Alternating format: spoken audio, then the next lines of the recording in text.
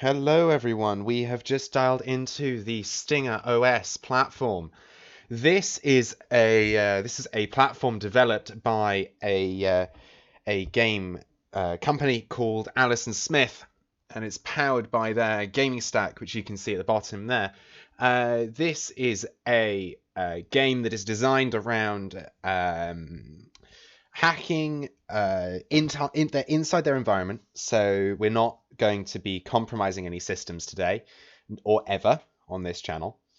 It's all contained in their own environment, and we're going to be following the guides in the game, and we're going to be exploring what's available, and we're going to be comparing it to some of the techniques that may or may not be used in certain environments and certain use cases. So I'm just going to quickly check that I have... Bugger. I forgot to turn on the audio, which means you missed out on an interesting start sequence, which sort of... I'm half tempted to redo it, but I'm not going to do that. Effectively, it had a little bit of speech and language that was interesting. So we're going to just hope that we're doing okay there. I am going to create a new user account, but we are going to restart the game first of all. Access. Goodbye. Just going to restart the game just to sort of make sure that things are working. SL is going to tell me that the game doesn't exist because at the moment the window is not online. However, it is starting itself up now, and we should be back momentarily. That's the theory anyway. There we go. Mind Network Online, channel 0093. Secure uplink initiated. Stinger OS now active. Perfect. So we're now inside the Stinger OS environment. We're going to go ahead and we're going to... I think I already...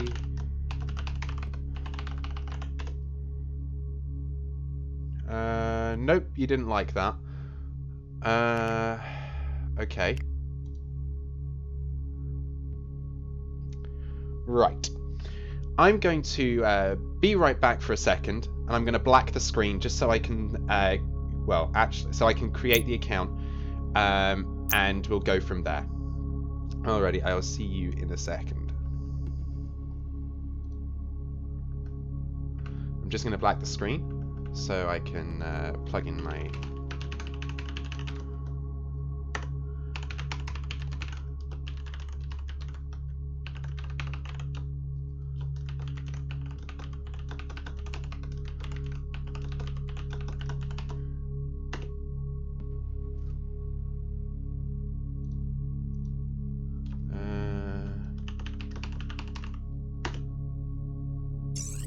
Oh, good. Okay, my registration's been accepted. Okay, so we have now successfully got an account in the system. Hopefully everyone is having a good day and enjoying what we're doing so far. Not that we've done very much, you understand, but we will get there. So we're going to agree to the terms and conditions and the privacy policies. Okay. Welcome, agent. Okay, I am an agent. We're going to quickly... because there's a thing we can do. There's an introductory video to this, and this does come with a bit of a sort of quick image warning, but I think it's going to be interesting because we are going to watch that. We are going to watch it.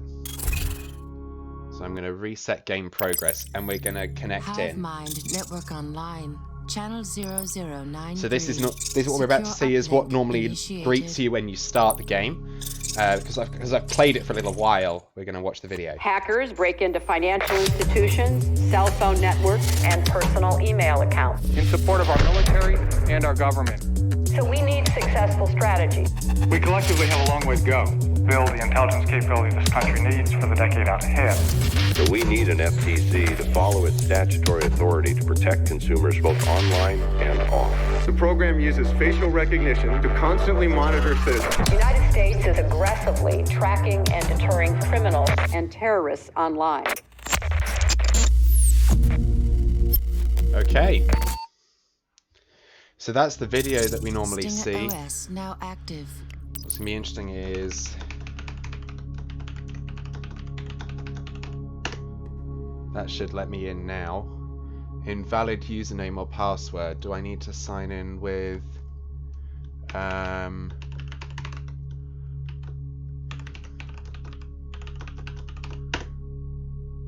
know those credentials work. There we go. Okay. Because I haven't played. Because it effectively reset my game progress, I need to re-agree to that stuff. Okay. Welcome, agent. So, apologies for the slight delay in getting started. We are now inside the Stinger OS environment. This is the Stinger OS that we are familiar with. You can see we've got our info gathering, network intrusion, data forensic, and advanced tools on the left side. This is the DLC network administrator, Rogue RV. Oops, I need to get rid of that. There is not a multi today, unfortunately. I forgot to... that's been there for a while, and I've forgotten to revoke that. Apologies, Rogue RV. The stream title should change for you momentarily. I have forgotten to revoke that. So along the bottom here, we've got some things here, but I'm not going to steal the thunder of the game. Yeah, it's interesting. I've made so many mistakes. We can see our agent name up at the top left. Cadet Red Twitch. Red being short for Redstone Designer, and Twitch indicating that this is my streaming agent profile. Our remote address that we're on, which is localhost, which is our local network in the game. Obviously, we're not in this game, which is why I like this game as a simulator. We are working on sort of contained environments, so we're not conducting any active attacks or tests. Just to clarify. Oh. Welcome to Boot Camp, Recruit. I'm Sergeant Wheeler, and I'm here to teach you all you'll need to know to become an elite member of our cyber warfare unit. Your recruitment officer told me you've got a decent head on your shoulders, and I'm here to find out whether or not that's an accurate assessment. I sure hope you don't disappoint. We only take the best at NITE Team 4. Oh. NITE stands for Network Intrusion and Technical Evaluation. Your task is to identify, infiltrate, and gather intelligence from computer systems used by enemies of the Black Watchmen. Governments are short on time and resources, so it's up to us to take action. We address imminent global threats that can't wait for bureaucracy. Because we're a covert organization operating outside the rules of engagement that govern our allies, intelligence agencies around the world seek our help.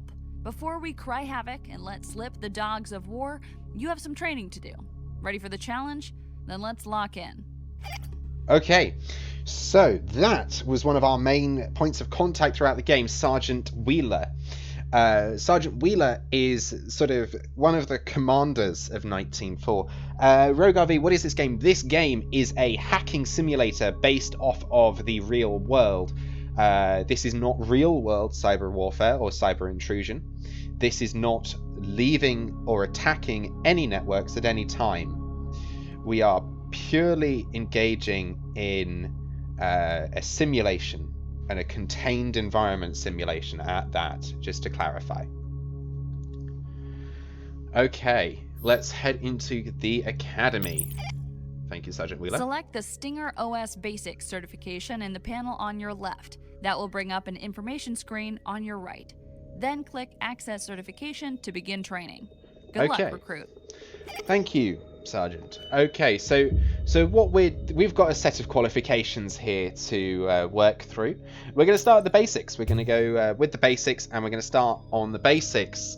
So we're going to access certification Stinger OS Basics. Here we go. The Stinger operating system is our own cyber warfare and network intrusion platform. It's a beautiful piece of software, built by combining the most advanced open source hacking modules from civilian and military sources. If you've experienced any penetration testing platforms like Kali or Metasploit, you'll recognize similarities. Zoning out already? Okay, I know most of you have the attention span of a goldfish when it comes to basic training, but mastering this intrusion platform is key to becoming a lethal cyber warfare agent in the field. Ready to get started? Let's familiarize ourselves with the Stinger OS menu. If this takes more than 5 minutes, I'll fire our user interface team. Only kidding, it'll be easier to fire you. Ouch. Less paperwork. Each certification is broken up into 3 stages, and your objective will automatically update as we progress. Right. Click Initiate Phase 1 on your left panel, and I'll pass you over to one of our agents to take it from here. Dylan's trained many of our recruits, so you're in good hands.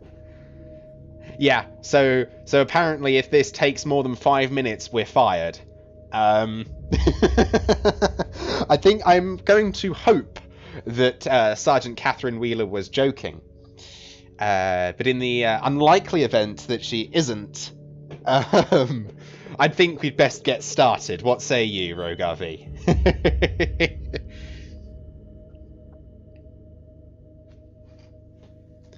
Okay, we'd best get underway here. Yeah, definitely, we need to get started here. Let's click here to initiate phase 1. Comm check, 1127. Hey, this is Agent Dylan. I'll be your wingman during training. Word of advice, it's always the know-it-alls who make the biggest mistakes. Right. We can't afford mistakes, so keep a level head. As Wheeler explained, you're starting basic and building up from there. Go to the information gathering menu on your left and launch the fingerprint module. Drag the window around a bit and complete the test by typing the command help. Easy, right? You'd think. Let's give this a go. Okay, so the Stinger OS is an advanced hacking platform designed specifically for cyber warfare.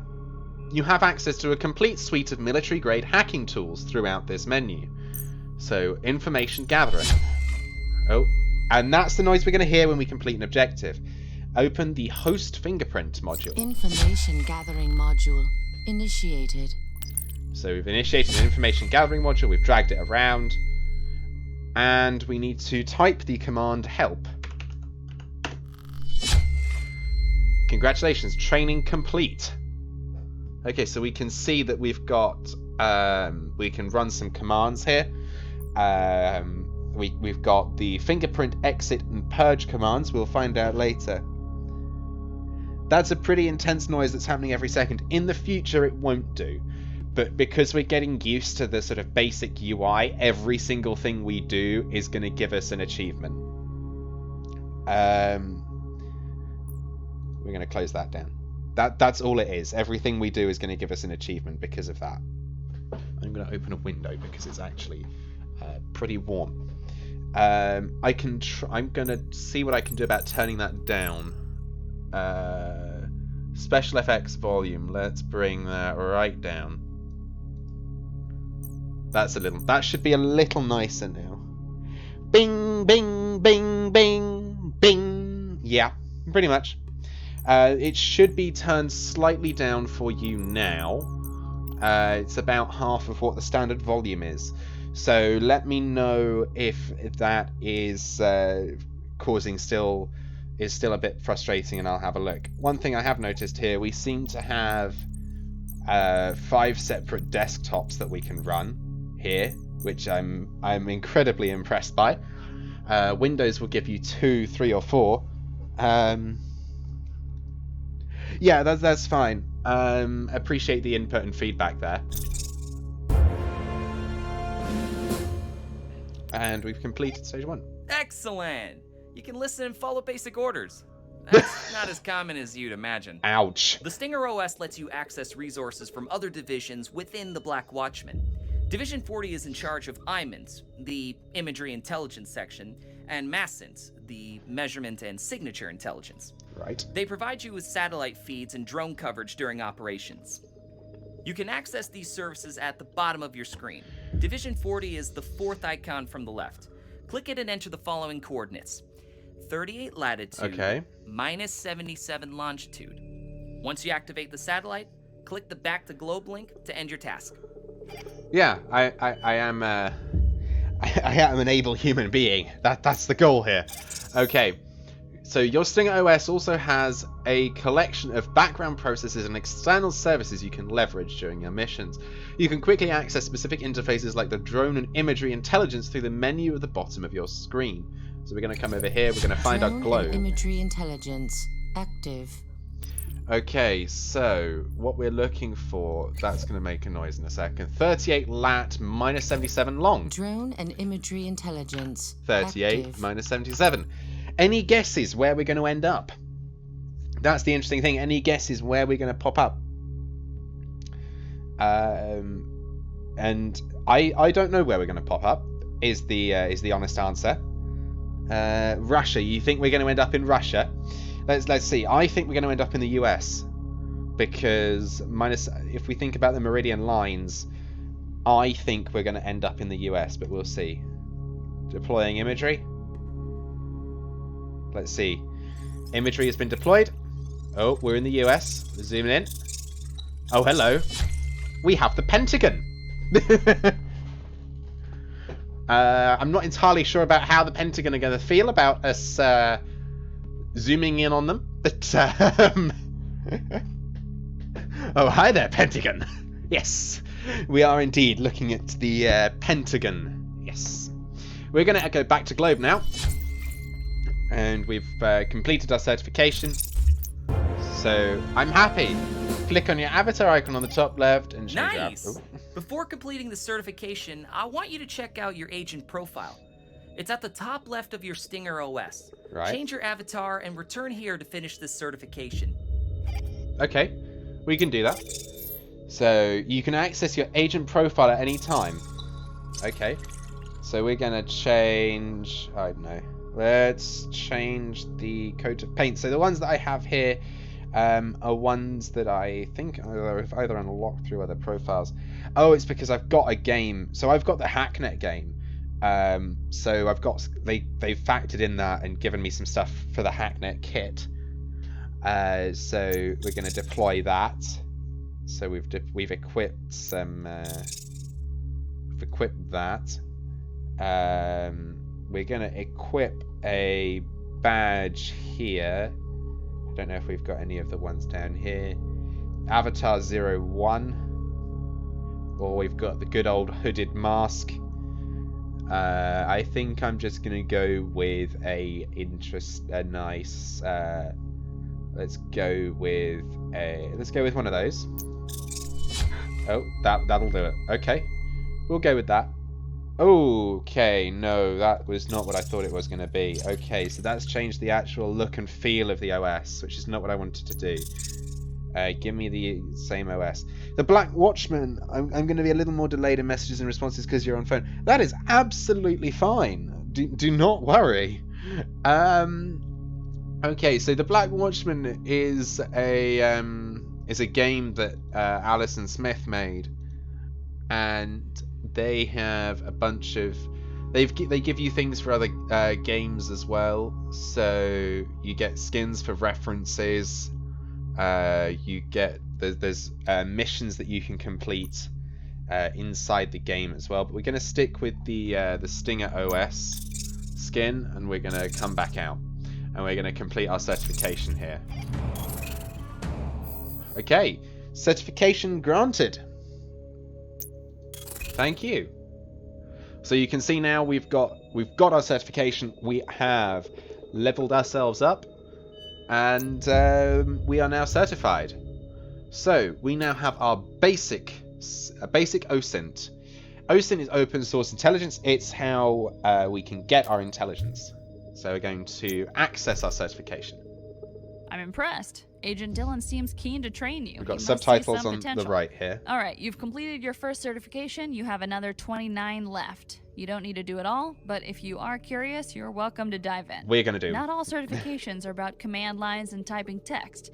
Our work also involves other forms of investigation like digital forensics or signal intelligence. We'll learn them soon enough, but you have to master the command line first. It's a standard weapon and a valuable one. Some of this may already be familiar, but it never hurts to command line recap. is good. Command line is very good. Let's start with OSINT. Open source intelligence is the act of gathering intel from public data. Regardless of the nature of your target, there's a strong likelihood they've left a mark somewhere on the internet. Collecting all this public information lets you map a target's network infrastructure and identify its point of vulnerability. Your first certificate will focus on domain name reconnaissance. Okay. Domain names save us from having to memorize IP addresses. All we need to do is type in a domain name to retrieve a website or access a service. These domain names are managed by a domain name server, or DNS for short. Lovely. That's great for us because we can extract data about our targets from these servers. Right. Agent Dylan will show you how to find domain and subdomain names, even if the target didn't intend to make the information public. Okay, so all I hear is code map domain go burr. Pretty much. This game is very technical in its content. At the start, for example, it mentioned Kali. Kali is a pen testing Linux distribution that is designed for penetration testers and cyber security experts and enthusiasts. So this is going to be interesting because we're going to be doing a lot of interesting things here. One of the nice things about this game, it explains things, so I don't have to. So effectively, we're going to go searching for domain names. We're going to go searching for for example, when you've typed in twitch.tv to get to my stream today, or you've clicked on a link that says twitch.tv. Twitch.tv is a domain name, and there's a subdomain called dashboard.twitch.tv where we can go and manage everything, and that's all controlled by a central server called the domain name server. There are hundreds of thousands on the internet.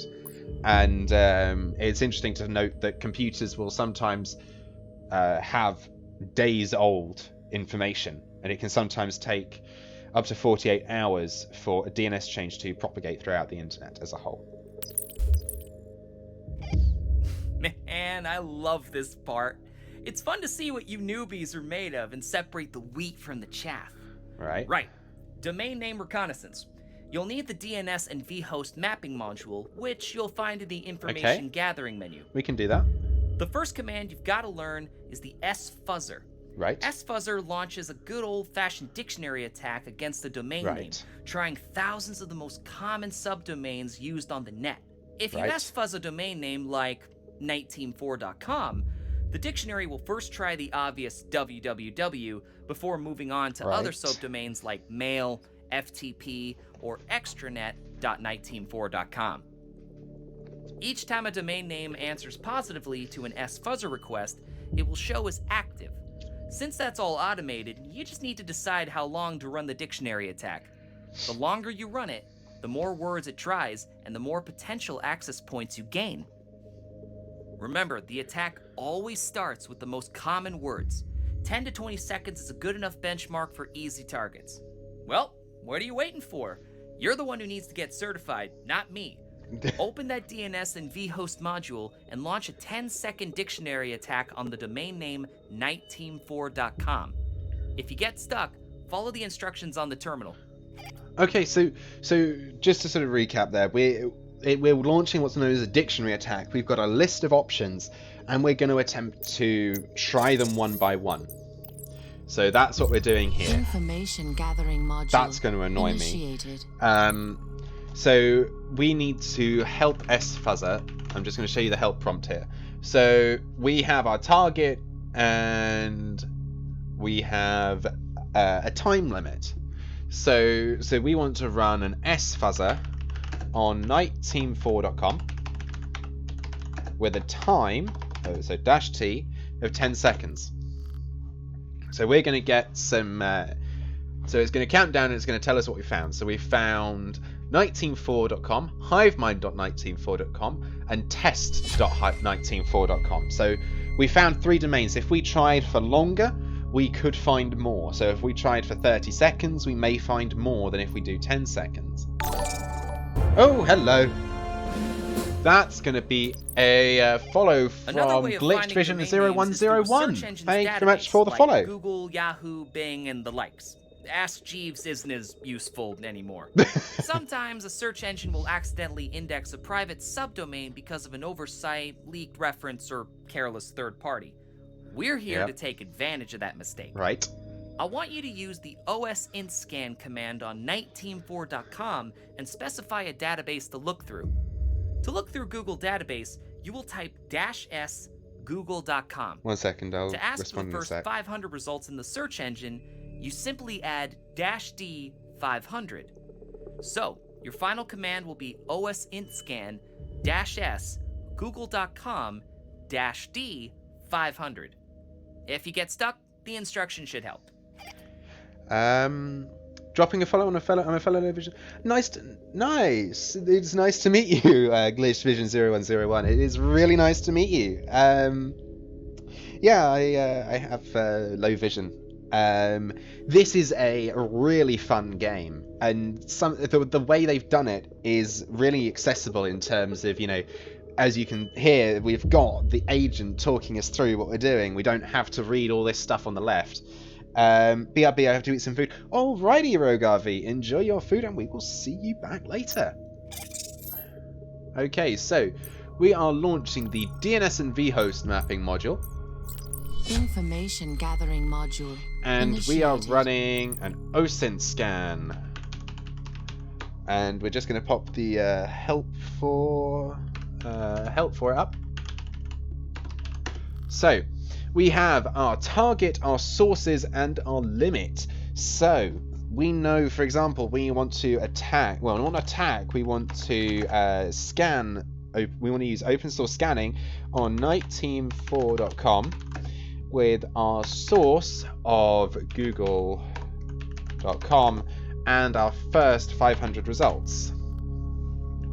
So we're scanning our results, and this is all time-based, so this is happening in real time. It's contained locally, so it's completely local. So just to explain what we found here, we found some results. Now, we found test on our last, when we fuzzed the domain. But what we've now found is that the test domain now has an IP address that we can ping with it. We can also see we found server code and Apache as new domains that we didn't know about before. So having using OSINT can be a really useful tool in our arsenal.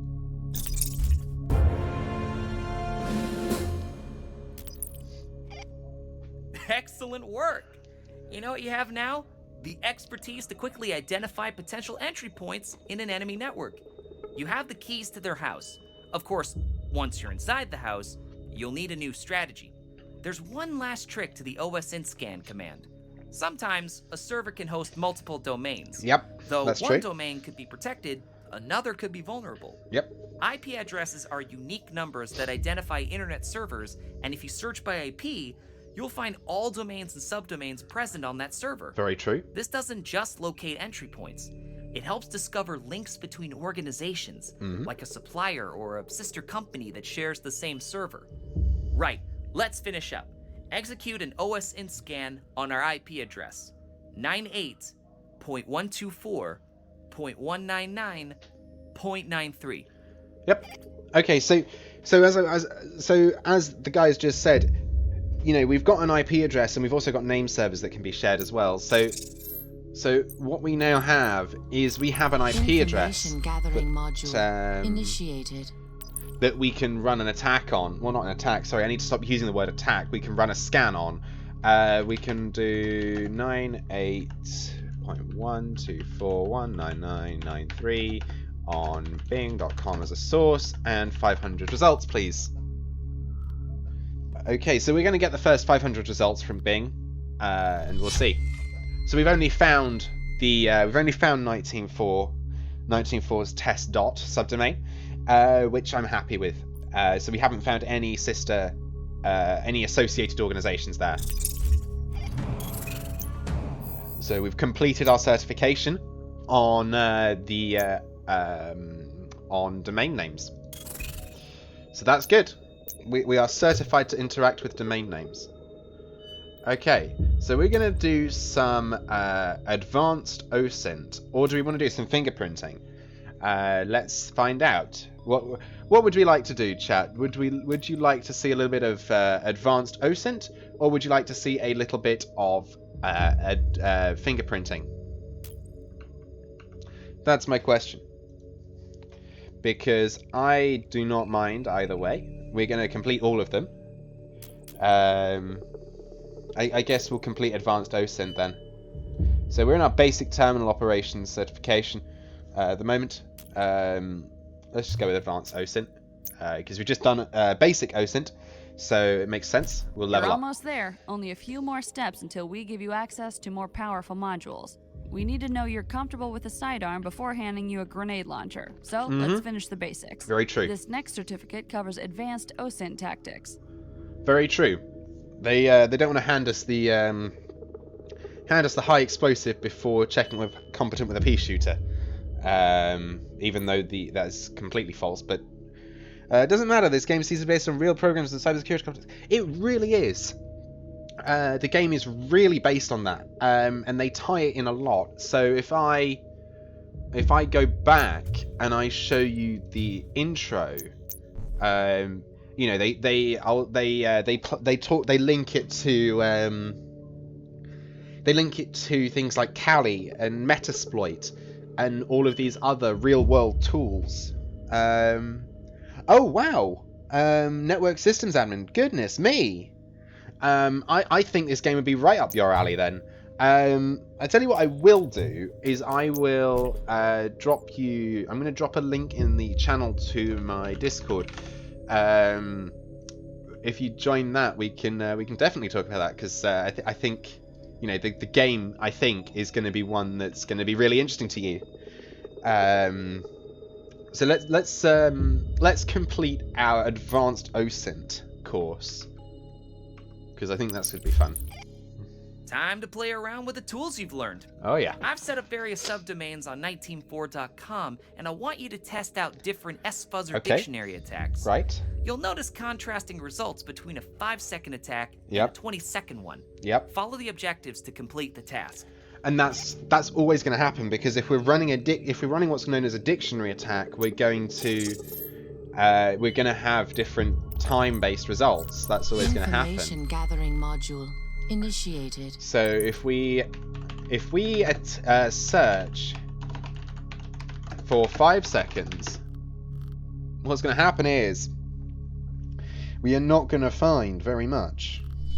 In fact, we're only going to find NITE Team 4 and Hivemind in 1 second and 5 seconds. But if we run that same command again by pressing the up arrow, but change the time to 20 seconds, and if we sort of sit here and let this run for a bit, and you'll note here we've got type and authority, we'll get onto that later. You can see we found test at 7 seconds. I'm intrigued to see what else we've got hidden here. We found server in 15 seconds, and we found that, and we only found server. Okay, so we only found 4 domain names, but we know that tests we could find and get in. That's the thing. Okay. Now, I want you to see the difference between an S-Fuzzer and OSINT scan attack. Run both a 15-second S-Fuzzer and a 500 deep OSINT scan against NITEteam4.com. Okay, so if we go to continue training and we run an OSINT scan, no, we're running an S-Fuzzer, sorry, on NITEteam4.com for 15 seconds. What we should find is we're going to find the 4 domains that we found earlier. That's what I'm expecting to find. That's exactly what I'm expecting to see here, and that's what we did see. We found the 4 domains that we found above. Now I think what's going to happen is we're going to see different results here. Nico redeemed hydrate. Thank you very much, Nico. Cheers. Alrighty. Okay, we have we're running an OSINT scan now on NITEteam4.com with a source of google.com, and we're going 500 results deep. Alrighty, so we're scanning our results now, and here we go. We found a lot more, and we've got an IP address. Now, as soon as you start finding an IP address in this game, you start fingerprinting, and we're going to come on to fingerprinting in our next certification.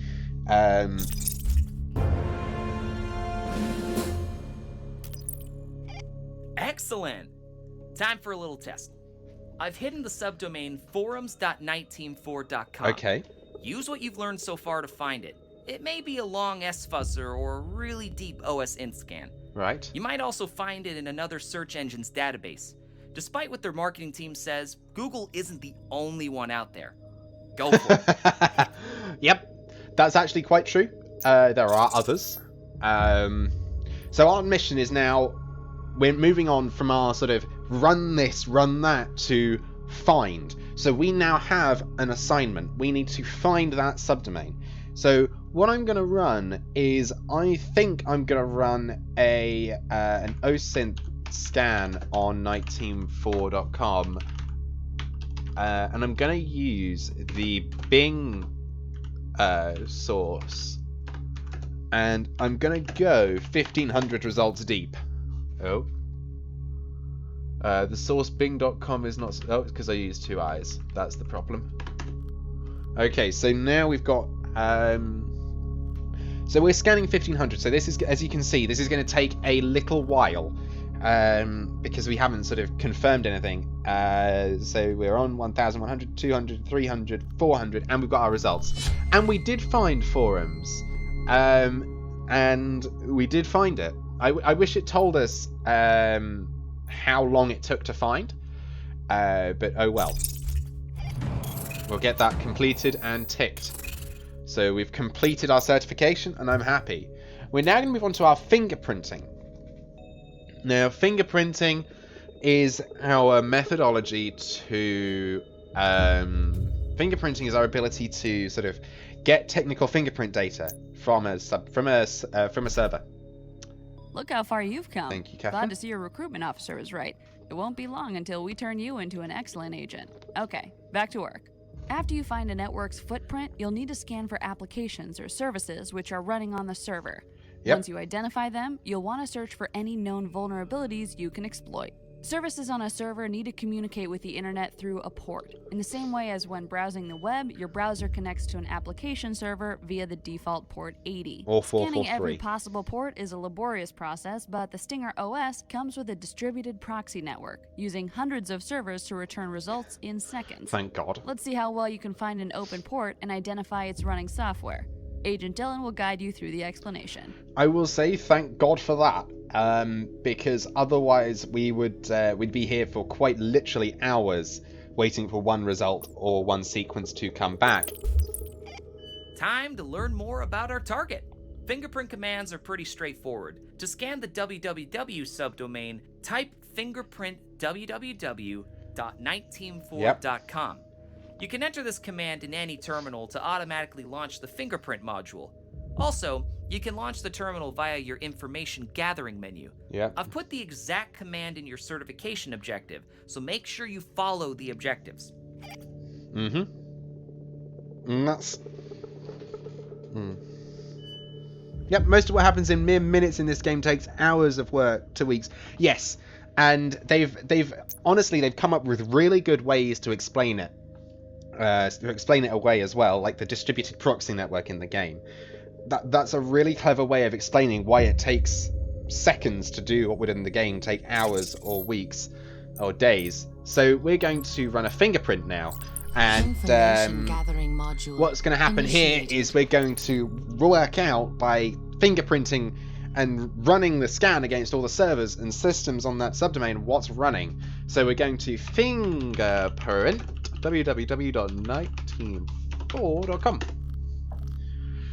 So you can see here we've got three proxies, or three threads that are currently pinging proxies, and when it flashes green, we found something. So we can see we found one. What have we found? We've found on port 80 an Apache server which is up to date. So I have one question. In later missions, are there time-sensitive defenses that lead to a straight fail state? I do not know. I think this game is more there is a sort of distributed hacking testing thing, and they do actually recommend for some of their campaigns that you use sort of external tracking software to assist you with what you're using, like external investigation management software like Multago CE. However, as far as I'm aware, there's no time-sensitive defenses, as it were. This is more focused on, the process and the methodology behind what we do. So we found that. We found a running up-to-date software. As you can see, we're running an Apache server on port 80 for our website. Simple stuff, and thankfully, the fingerprint module didn't identify any vulnerabilities. Can't have the public face of our organization vulnerable to attack. Anyway, a fingerprint works by testing hundreds of requests for a specific technology and recording the software version that's running, along with its known vulnerabilities. Go ahead and run another fingerprint, this time on test.niteteam4.com. I've set the subdomain up specifically for you. Okay, so we have our dedicated subdomain. So this is this game is professional. This really is professional. This really is Rogue RV. You've hit the nail on the head there. And what we've got is, this is really sort of following the methodology. Glitched, correct me if I'm wrong. This is really following the methodology of penetration testers and cybersecurity tests and red teaming. So we need to fingerprint test.niteteam4.com. So we're going to run a fingerprint, and we're going to do the same thing as before. Now, what I'm expecting to see is a not so up-to-date version. You can see we found more ports here, which means more services. And I am fully expecting to see a not corrupt, but unhappy version. So we can see we've got VSFTPD, which is what we call SFTP. Secure File Transfer Protocol allows programs to transfer files. We've got POP3, or Post Office Protocol 3, now been replaced with IMAP, which is a protocol that defines how people can interact with their email boxes. And Apache, which is a web server. This game may help, because this game is a sandboxed setup, so you might enjoy that. Rogue, Glitch said earlier that they had they did a qualification in, I'm just trying to find it. They have a qualification in... Oh, I've lost it. Hold on. Glitched, what did you say your qualification was? Ah, yeah. IT major with group of dead schools. Oh no, I'm so sorry. That's less than ideal. Rogue, don't worry about it. We're just sort of we're just enjoying ourselves and having fun. So basically, we're Glitched has had training in this sort of field. So yes, it's interesting. So Glitched, you must have had some setups that. So for example, if you and I were working together, you'd run the setup, and then I'd run the test using this. If you were sort of working in the same environment, you would be Dylan, for example, because you're setting up the test for me to attempt. Okay, let's do this. You'll now realize it's possible for a domain name to have multiple ports. Yep. In this case, none of them are vulnerable, but I'm going to give you access to a vulnerable technology. I want you to target the subdomain server.niteteam4.com with your fingerprint module. I should add, when you're doing internal training like this, or training in cybersecurity in general, you should always work on a sandboxed environment or a virtual machine or 5. So what we're going to do now, we're going to fingerprint server, because apparently I have been reliably informed that there is a vulnerable technology lying around on there. So we're going to see what we've got. So we've got 1 port, 2. How many ports do you think we're going to get? I think we're going to get 3. I think we're going to get 3. Yeah, we're going to get... Oh, okay, so this is highlighted here. Graduated from IT Tech in their final class of graduates right before they were... Oh. Ah. That's not ideal, Glitched, and that's not good. Yeah. Rogue RV, you just hit the nail on the head. Anyway, back to this. So you can see we've got some MySQL, which is a database. MySQL version 5. I think we're up to version 8. And you can see here, there's a bold statement here. Vulnerable. Now, when you see... It's not as easy as this in real life, because you're never going to see a green box that says vulnerable next to something. But, you're going to see something. I tried to type, yeah. I've been touch typing for about 8 years now, so practice has developed my skill set.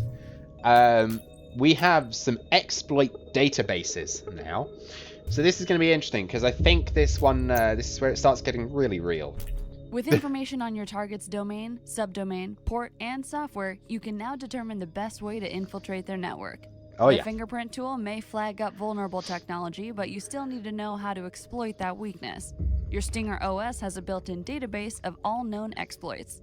Each one has a unique CVE number, short for Common Vulnerabilities and Exposures. The database is funded by our friends at the Department of Homeland Security, so feel free to send them a thank you card later. A CVE record from our exploit database includes everything you need to reproduce or even automate the attack process. It's like your very own version of the Anarchist Cookbook. Knock yourself out. Yeah, let's not have anyone knocking themselves out. Thank you very much. But yes, so this is really cool. You know, the amount of detail that's in this, the amount of realism that's in this is insane. Have to cross-reference and research. Yes, you definitely would. But this is not real life. Let's start with a normal attack vector. Pull up your DNS and vhost mapping and fingerprint modules to find a vulnerable technology on the domain freekevin.net. Okay, so what we seem to be doing here now is sort of, we're going to run through a full sequence from finding things to detecting and finding out how we can exploit something. So we're going to go to DNS and vhost mapping. Information gathering module initiated. Find a vulnerable technology on the freekevin.net site. So we're going to run an sfuzzer on freekevin.net with a time of 30 seconds. And we're going to see what we get here. Cybersecurity is maybe something I want to do when I'm older. Cybersecurity is great. You know, you will find cybersecurity is becoming really important in this day and age, and especially since some companies are actually getting compromised. And it's agreed, glitched. It's definitely a solid career path because it's not going to go away. Okay, so we've got 3 domains. We've got www, forums, and webmail. So we're going to try Information first, gathering module I think. initiated. So we're going to put that there. We're going to bring that over here. We're going to, first of all, I'm going to try fingerprinting the webmail, because depending on the webmail client they've got, it's almost guaranteed to be vulnerable.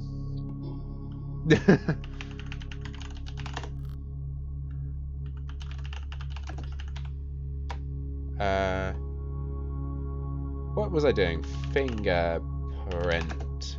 Oh, I put fingerprint. Of course I did. Webmail.freekevin.net. And I can autocomplete as well, which is nice. It changes so rapidly though, so I hope you like being flexible with your learning. Learning is good. Okay, so we have one port here. And we went for the wrong domain. We have an Oxygen technology on port 80, which is a web server, and it's up to date. We went for the wrong thing. That's fine. You will find sometimes you doing the same thing multiple times. We're going to go for forums.freekevin.net now, and we're going to see what we get. Because I think that's what they want us to find. They might be something on the forums. No, actually there isn't. So is it literally just going to be there's something on www? Or is that going to be too easy? I think that's going to be slightly too easy. But we'll see. And I should also add, if you ever find a system that's got an external database, then it's a problem. Oh, okay, so we have not had access to any of that. Interesting. Let's try an OSINT scan on freekevin.net on... Let's try 1,000 deep on... with a source of Google. Let's see this. CyberSec does change, and it's really interesting to sort of see what we find. So let's run a scan here. You've got something to tell me. we've found intranet, which we didn't have before. So let's try intranet. Now, I think this is going... I think this is going to be the one we want. Because commonly, intranets are sort of not designed for exposure, so the software can sometimes have inherent security vulnerabilities. Oh, there we go. What have we found? We found SharePoint 2007. Oh dear. We found SharePoint 2007 with a vulnerable version. Okay. Now, we know what that means, folks. We've got a vulnerable technology, and we're about to find out how to get there to it. Well done! Let's see what we can learn about the vulnerabilities. Yes, Open indeed. your exploit database module in the information gathering menu, then type the command searchsploit SharePoint-2007 to bring up the CVE vulnerability record. Yep. So we're going to find out how to get there now. So we are now going to search the exploit database. So search exploit for SharePoint 2007, please. And we're not going to click back to certifications just yet because I want to read this. Unrestricted file uploads. We've got CVE 2010-3964. Unrestricted file uploads in the document conversions launcher service in SharePoint Server 2007. When the document conversions load balancer service is enabled, allows remote attackers to execute arbitrary code via a custom SOAP request to TCP port 8082, aka a malformed request code execution vulnerability. So all that stuff is bold because that's what we're going to need when we come to Foxacid. Foxacid is kind of like the Metasploit of this game.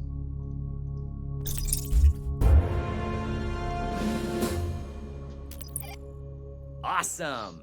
Let's go for one more exploit with the command searchsploit CRM 4.0. Okay. Then we can launch into the juicy stuff. Network intrusion. This guy is getting way too excited for us to intrude into a network. Let's get the exploit database. Module initiated. And we're going to find CRM 4.0. So, that's a real vulnerable... Yes! I know! Can you check CVE 2003-0352? Because this module exploits a stack buffer overflow. Oh dear. Bro, I'm not really listening a lot because I'm in the middle of cooking food. Okay, well, enjoy cooking food. Nice to have you along. It's nice of you to join us, Rogue. Very nice of you to join us. So we have found this game is really realistic. Is what we're finding here. So we've completed that cert, and we've now leveled up. Congratulations, you reached a new rank. A new avatar frame is now available in your agent profile. Just over here. Yeah, this game is really great. This game is really great. So, gold, our bronze stuff, has been our sort of initial orientation to the game. And now we're about to meet a lovely system that's called Foxacid. Well, recruit. Looks like you're about to complete basic terminal operations. What better way to end than a chance to play with the infamous Foxacid server?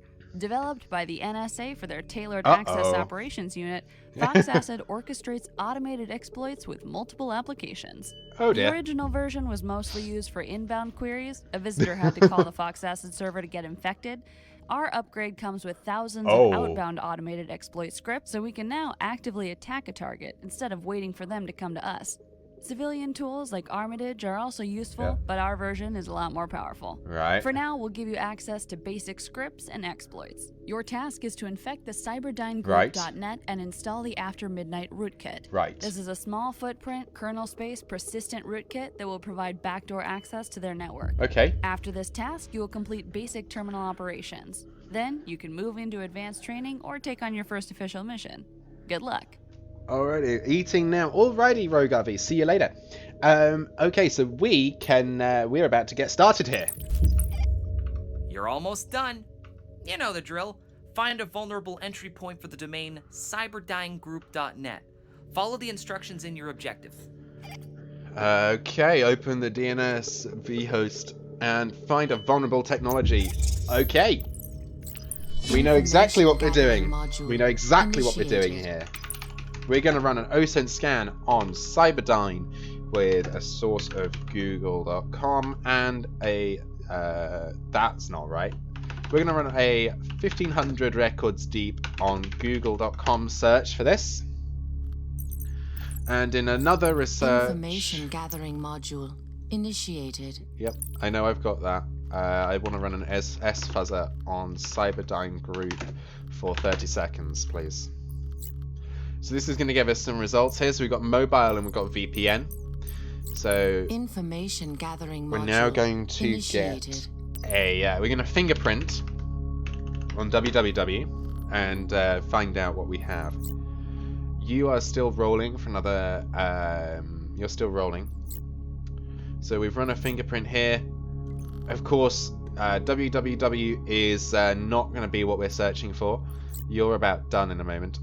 So we only found www and mobile here, but you can see that that's completely different from what we found here. We also found VPN. So we're going to start with scanning for mobile. And we're going to see what we have in terms of technology on this subdomain here, and this is going to be interesting. Nothing that's going to help us. So we're going to. My money's on VPN. You think we're going to find a vulnerable VPN technology? So I have to say I think I'm going to agree with you, because that's sort of we went 1500 search results deep. So I would be very surprised if it wasn't that. Yep, there we go. Cisco VPN client on port 4500 is vulnerable. Oh dear, that's unfortunate for them. Yeah. Awesome! Now, launch the exploit database and find the CVE record for the vulnerable technology. Right. Let's find out what we're dealing with. Let's find out what we've got here. Information gathering module So, initiated. Search exploit on Cisco VPN client, please. What have we got? We have CVE 2015-7600. 5.x through 5.0.07.0440 uses weak permissions for VPN client.ini, making it easy to spoof, which allows local users through a UDP connection to gain privilege by entering an arbitrary program name in the command field of the application's launcher section. Okay. You were right, by the way, Glitched. We have a vulnerable technology, which is a Cisco VPN client.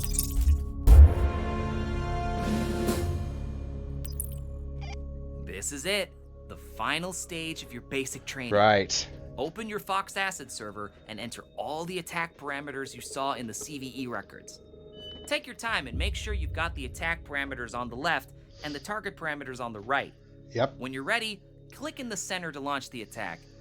This will deploy your After Midnight rootkit Yep. and install a Turbine C2 card, giving you full backdoor access to their network. Oh. Ready? Next time I speak to you, you'll be geared up for the big guns. Damn, I feel proud. I can't wait to hear Wheeler certify you. Now go ahead and finish what you started. Okay. Right. This is where things get fun. VPNs need to be constantly maintained as a very common point. Yes. They are a very common point of entry. Network intrusion. Fox Acid. Fox Acid server connection initiated. Okay. So this is Fox Acid. This is why we deploy our vulnerabilities here. So we have to choose our delivery method, and we've got some choices for delivery. Preferred delivery method is UDP, so we're going to go there for UDP. We're selecting UDP. Exploit to use is going to be content spoofing, which is going to be over there, the blue one.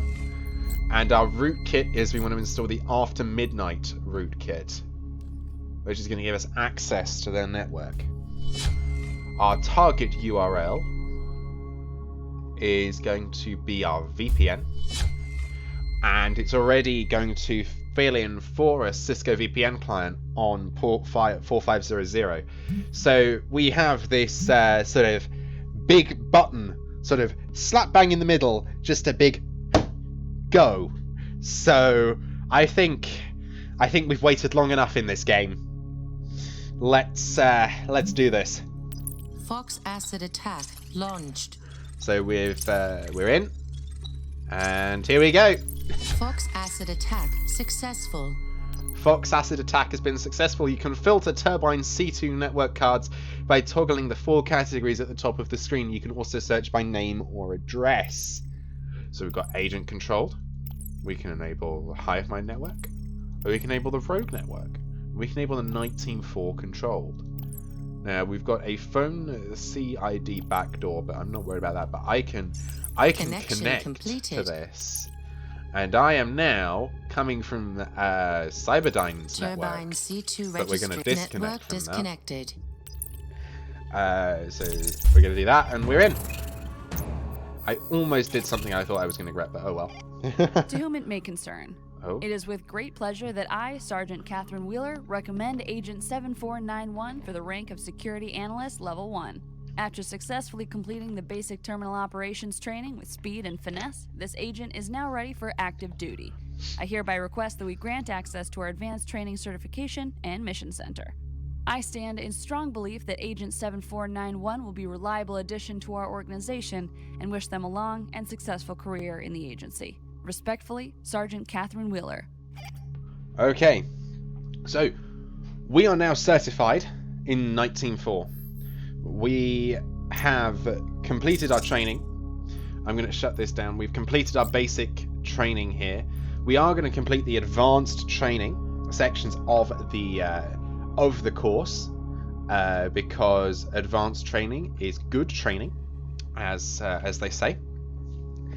And we're going to complete we're going to go back to the academy. So we're going to go to our digital forensics course. And once we've done our digital forensics, we're then going to go to our network intrusion. And the network intrusion is the really fun stuff of this game. So we're going to get there. And I need to learn how to use this because it's been a good 2 or 3 years since I've looked at this again. So we're going to go and get back in. Welcome to Advanced Training. These certifications are not mandatory but can vastly improve your effectiveness during active missions.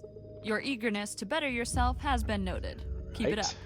As a NITE Team 4 agent, there's more to the job than just wreaking havoc inside a target's network. Collecting data from a compromised network can often mean life and death for our field agents. Ooh, uh-oh. The information gathered is invaluable to the success of the mission. Okay. The following set of certifications will focus on digital forensics, the branch of forensic science focused on recovering and investigating intel found electronically. Okay. We're going to start simple. Right. Agent Dylan will introduce you to your Stinger OS file browser. Okay. Then you'll move on to advanced modules, whose abilities will likely cause you to lose a night or 2 of sleep. Uh-oh. So what Catherine's just said there, what Sergeant Catherine Wheeler has just said there is we're going to meet our file browser first, and then we're going to meet some more advanced tools that may cause us to not get enough sleep at night because we're scared of them. Let's do this. Wow. Yeah, sure. Look who's See you in a now a bit. security analyst. Can't wait to upgrade your clearance level. Alright, let's make it happen. Your Stinger OS comes with a file browser that automatically detects a host protocol on Linux or Windows. Right. As long as you've got the necessary credentials, you can log in and browse a target's user Yep, files and folders. That's true, you need I've credentials. set up a shared folder on my local computer so you can familiarize yourself with the tool. Right. Start by launching the password attack module to brute force my account. Ooh, hello. The module is in your network intrusion menu. In a future certification, I'll bring you up to speed on dictionary attacks and hash cracking, but for now, just use these parameters. The target URL is ftp.niteteam4.com, Right. and my username is D. Voorhees. That's Delta Victor, Oscar Oscar, Romeo Hotel, Echo Echo Sierra. Good. After the password attack interface is loaded, select the dictionary John the Ripper and Right. click Start to launch the attack. Okay, let's do this. The Turbine C2 registry is a list of backdoor connections that you have delivered and secured using the Fox Acid Turbine server. C2 registry initiated. So we have an FTP system. I'm not going to go in there just yet. I do need to connect to the Turbine C2. C2 registry connection completed. So we've connected to the FTP server. We're opening the... Welcome back, Rogue RV. You missed us pressing the big green button on network intrusion attack. So, you get to see us brute force a password now, so...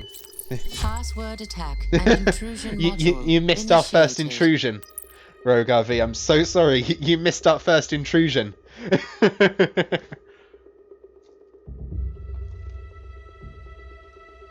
Okay. Well, you get to see this one. So FTP NITE Team 4.com D4He's. We're going for a basic attack. We're going to start the program. Target acquired. Awaiting variables to launch attack. Oh, now this is where it gets really real, because now you realise just what we're about to do. We have successfully completed that. So we are now awaiting variables to launch the attack. Now he said use the John the Ripper section. So request level D7, which is granted. We can run all sorts of things with our clearance. I'm not going to make us sit here for an hour to compromise this. We're going to use John the Ripper, which is going to take 30 seconds. We're going to check 5 million passwords. And we're going to see what we get. Welcome back, Glitched. We're about to hack a password. Attack launched. We are about to compromise a password. So we're compromising the... Yep, we're going. This music really heightens the atmosphere as well. And I think it's pretty insane and intense. Oh, hello. I'm going to wait for the system, because if I alt-tab out of this, it's not going to appreciate it. Password successfully compromised. Really? That's a password? Okay. So we've compromised his password. I'm happy. We have his password. Let's go.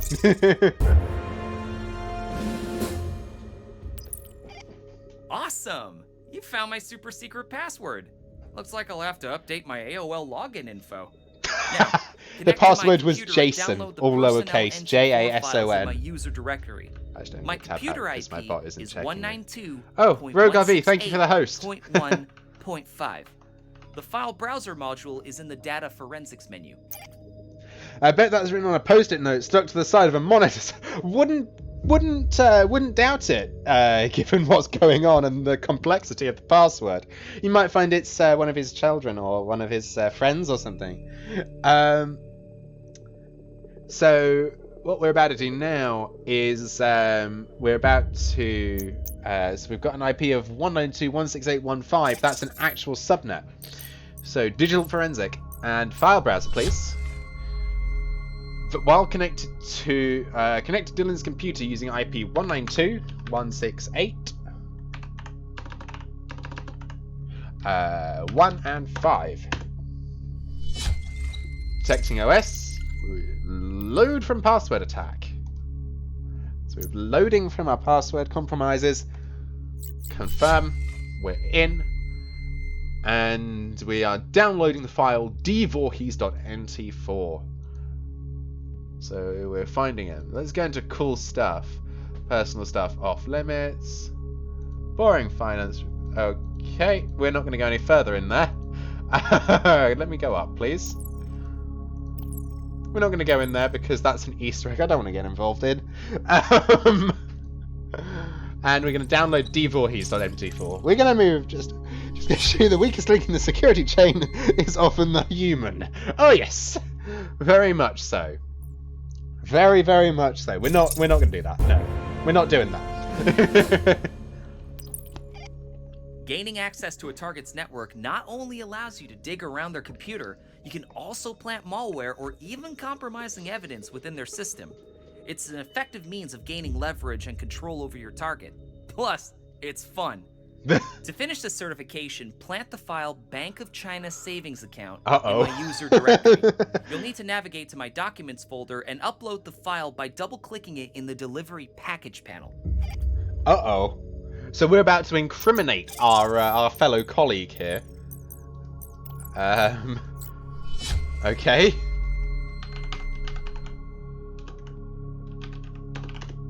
About to incriminate our colleague. Nothing wrong with that. Let's connect in here. FTP root, D Voorhees, bang. There we go. Red, hello Immortal Dragon, hello, how are you doing? How are you today?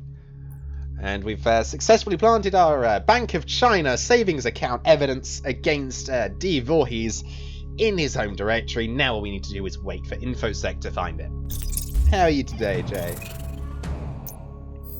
Oh, lovely. Use the strategy of haha, you're bad, and also a fellow. Yeah, pretty much. That's what we've just done. You're just checking on my account. Fair enough. Very fair. Very fair. Let's have a look at some X key score. Now, I don't like X key score. I really don't like X key score. How's your cat, by the way? Jay. Hey, it's a valid. It is a valid strat, and it's been deployed before, and there's been some really intense stuff in the news about it where it has been deployed. I hate X key score, but we're gonna do it anyway. You now have the means to covertly browse a target's documents and sensitive data. He's good. That's good, which is Jay. useful, but often the important information is hidden in vast amount of data.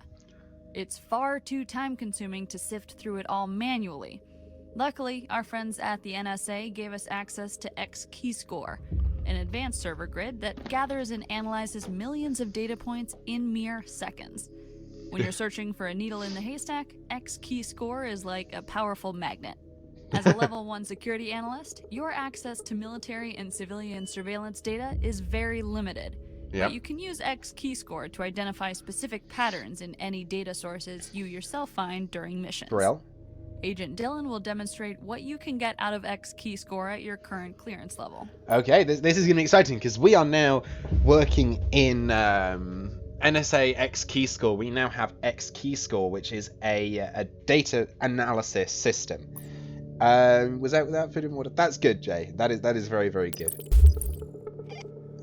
X Keyscore, you're going to grow to love this thing. Does most of the heavy lifting for us. Trust me. It saves a ton of time and effort. Okay, I'll trust you. X-Keyscore is the last icon at the bottom of your screen, the one that looks like an eye. Right. The interface is super simple. When you import data points into X-Keyscore, it analyzes and tags them as organizations and individual entities, or else data sources, for things like bank accounts, financial transactions, or traffic cams. I've loaded 2 entities into your database. Drag and drop them in the center of the screen and select the IDs and records pattern. Right. This will task X Keyscore to find any official records connecting the entities. Okay. To run the query, click on the play icon in the lower center of the screen. Okay, we can do that. How has everyone's week been? Let's start with that while I'm conducting digital forensics. Keyscore forensics initiated. Okay, X Keyscore Forensics is online, so we're going to do NT4, and we're going to do D Voorhees, and we're going to run the IDs and records pattern. I'm going to stop by the coffee shop and talk with my friends. Alrighty, Jay, I will catch up with you, and we will see you when you return. Enjoy your coffee. Or, it is coffee you get from that shop, right? Let's play. Uh-oh. So we've found something here. We found the agent profile of our lovely friend Dylan Voorhees. So we can let's zoom him in. Okay. Title: Agent. Status: Active. Area of Operations: Division 88. Nationality: American. Years of service: 4. Marital status: single, and family is classified. We're not going to worry about his military service because I don't want to get involved in that. Overview: employment history.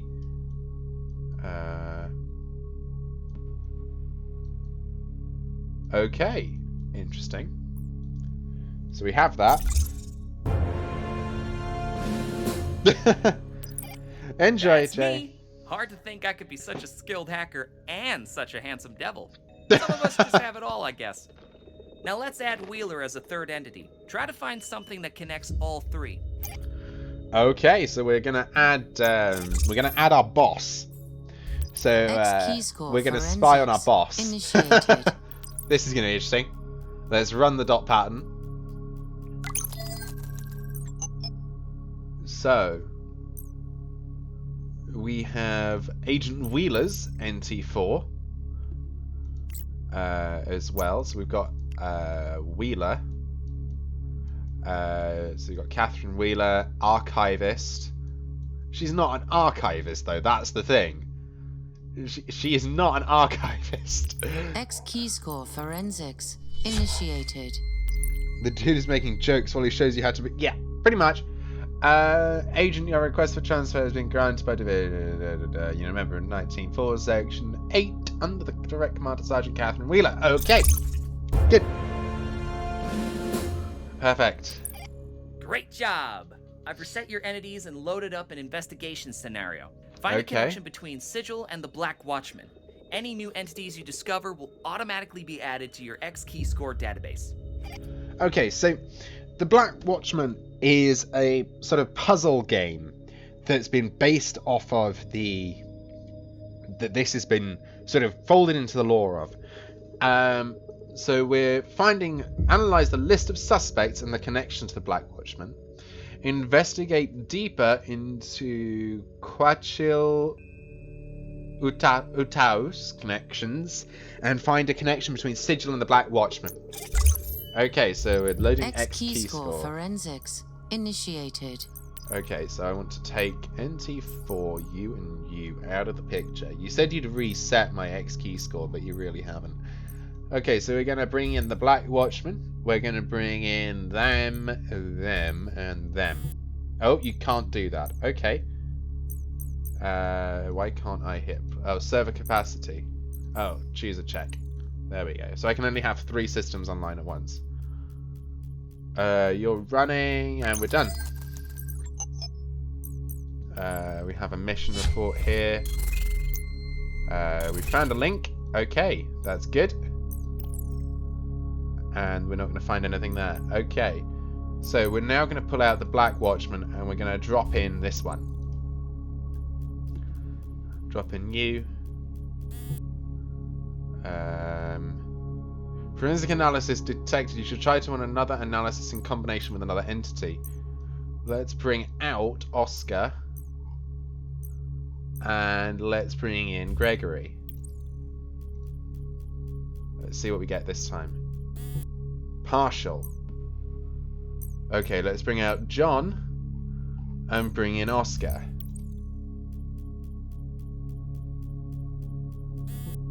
No relation. Okay, so we need Oscar. Actually, I know what we're going to try. I'm going to bring in that and that. There we go. Suspect ID. Okay.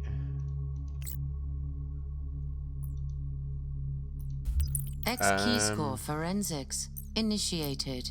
I really do not like this. This is why I don't like this, because I find this... I find X key score to be a really difficult program to go through. Let's try dropping Oscar in here and see what we have. Let's see. Okay, nothing on that. Let's bring Oscar out and John Taylor in and see what we get here, please. Sigil, here we go. That's what we needed. A new entity, Sigil. Now, what we're looking for is a link between Sigil and the Black Watchman. So we're going to filter for nothing except organizations, please. And we're going to bring in Sigil and the Black Watchman, and we're going to run an IDs and records search. That's what we were looking for. our link, and our sigil threat report on the Black Watchman. Here we go. Subject Theta Rift Capture Report. Field report and observations. Rift Intercept Squad was assembled from seasoned sigil... Okay, I cannot be bothered to read this. Oh, that's just open... Oh, hello.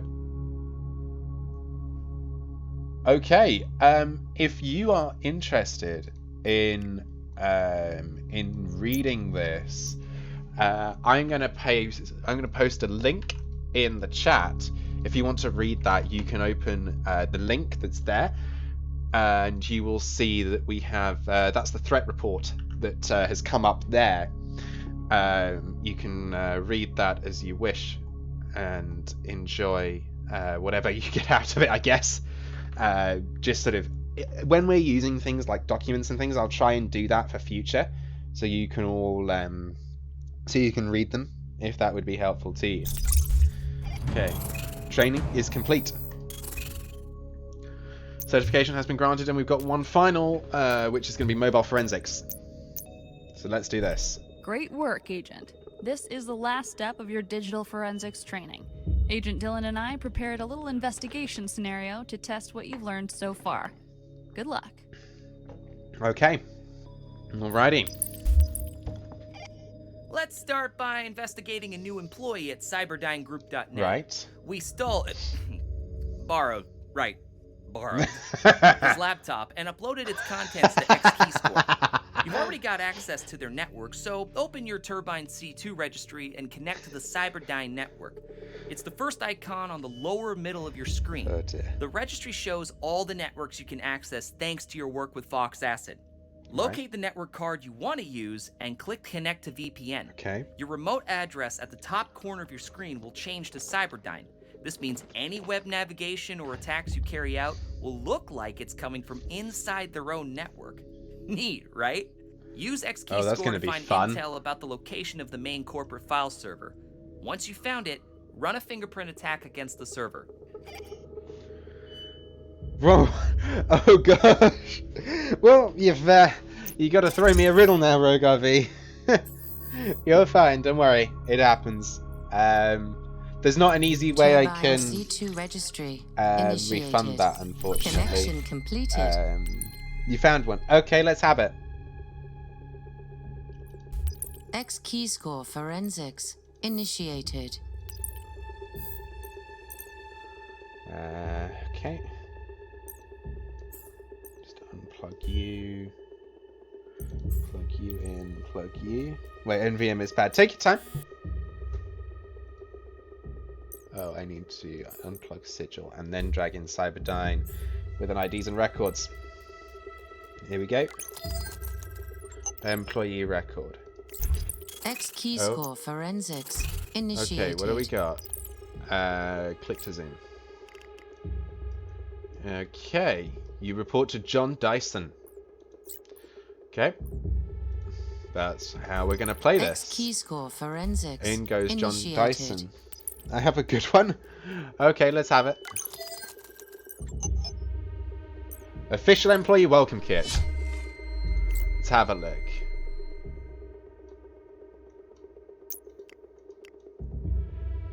Please access the file server with the credentials below to explore what makes Cyberdyne Group unique, the resources available to you as a new employee. Be sure to review the health benefits plan to be sure to select the best option for your needs. URL. Oh ho! Well, when we see a URL, initiated. Let's see here. We've got a URL. Let's do it. You measure my life in hours and I serve you by expiring. I'm quick when I'm thin and slow when I'm fat. The wind is my enemy. Cookies?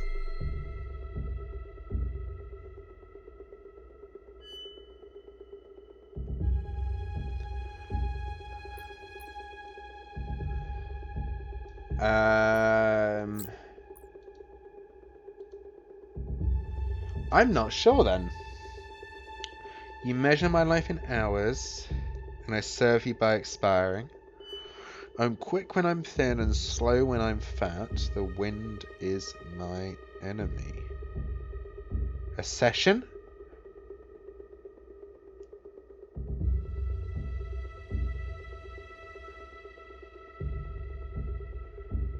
Ooh, that's hard.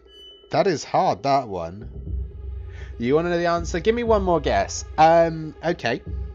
Actually, tell me this. Is it related to computers? Is the answer related to computers?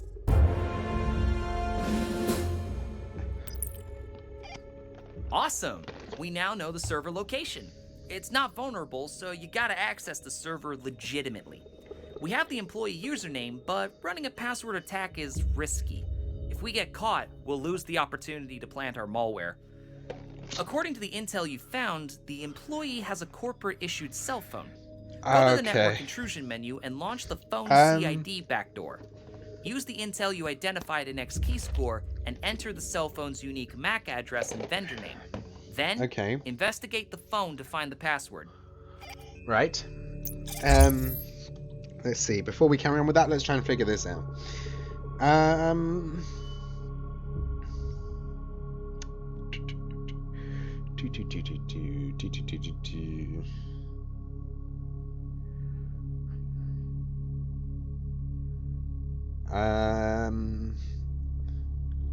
I don't know. Is the honest answer. I do not know. Network intrusion module. XKeyscore forensics initiated. I honestly don't know. You'll have to give me the answer to that. Okay, so let's bring that over there. I honestly don't have a clue. I'm sorry. 6A 7D 69645156. I'm also. You have indeed stumped me. It's a candle. Oh yeah. Because if got you. Let's smartphone not found. Did I make a mess up when I typed in the key? 69645156. I think I might have messed up when I typed in the key. Okay.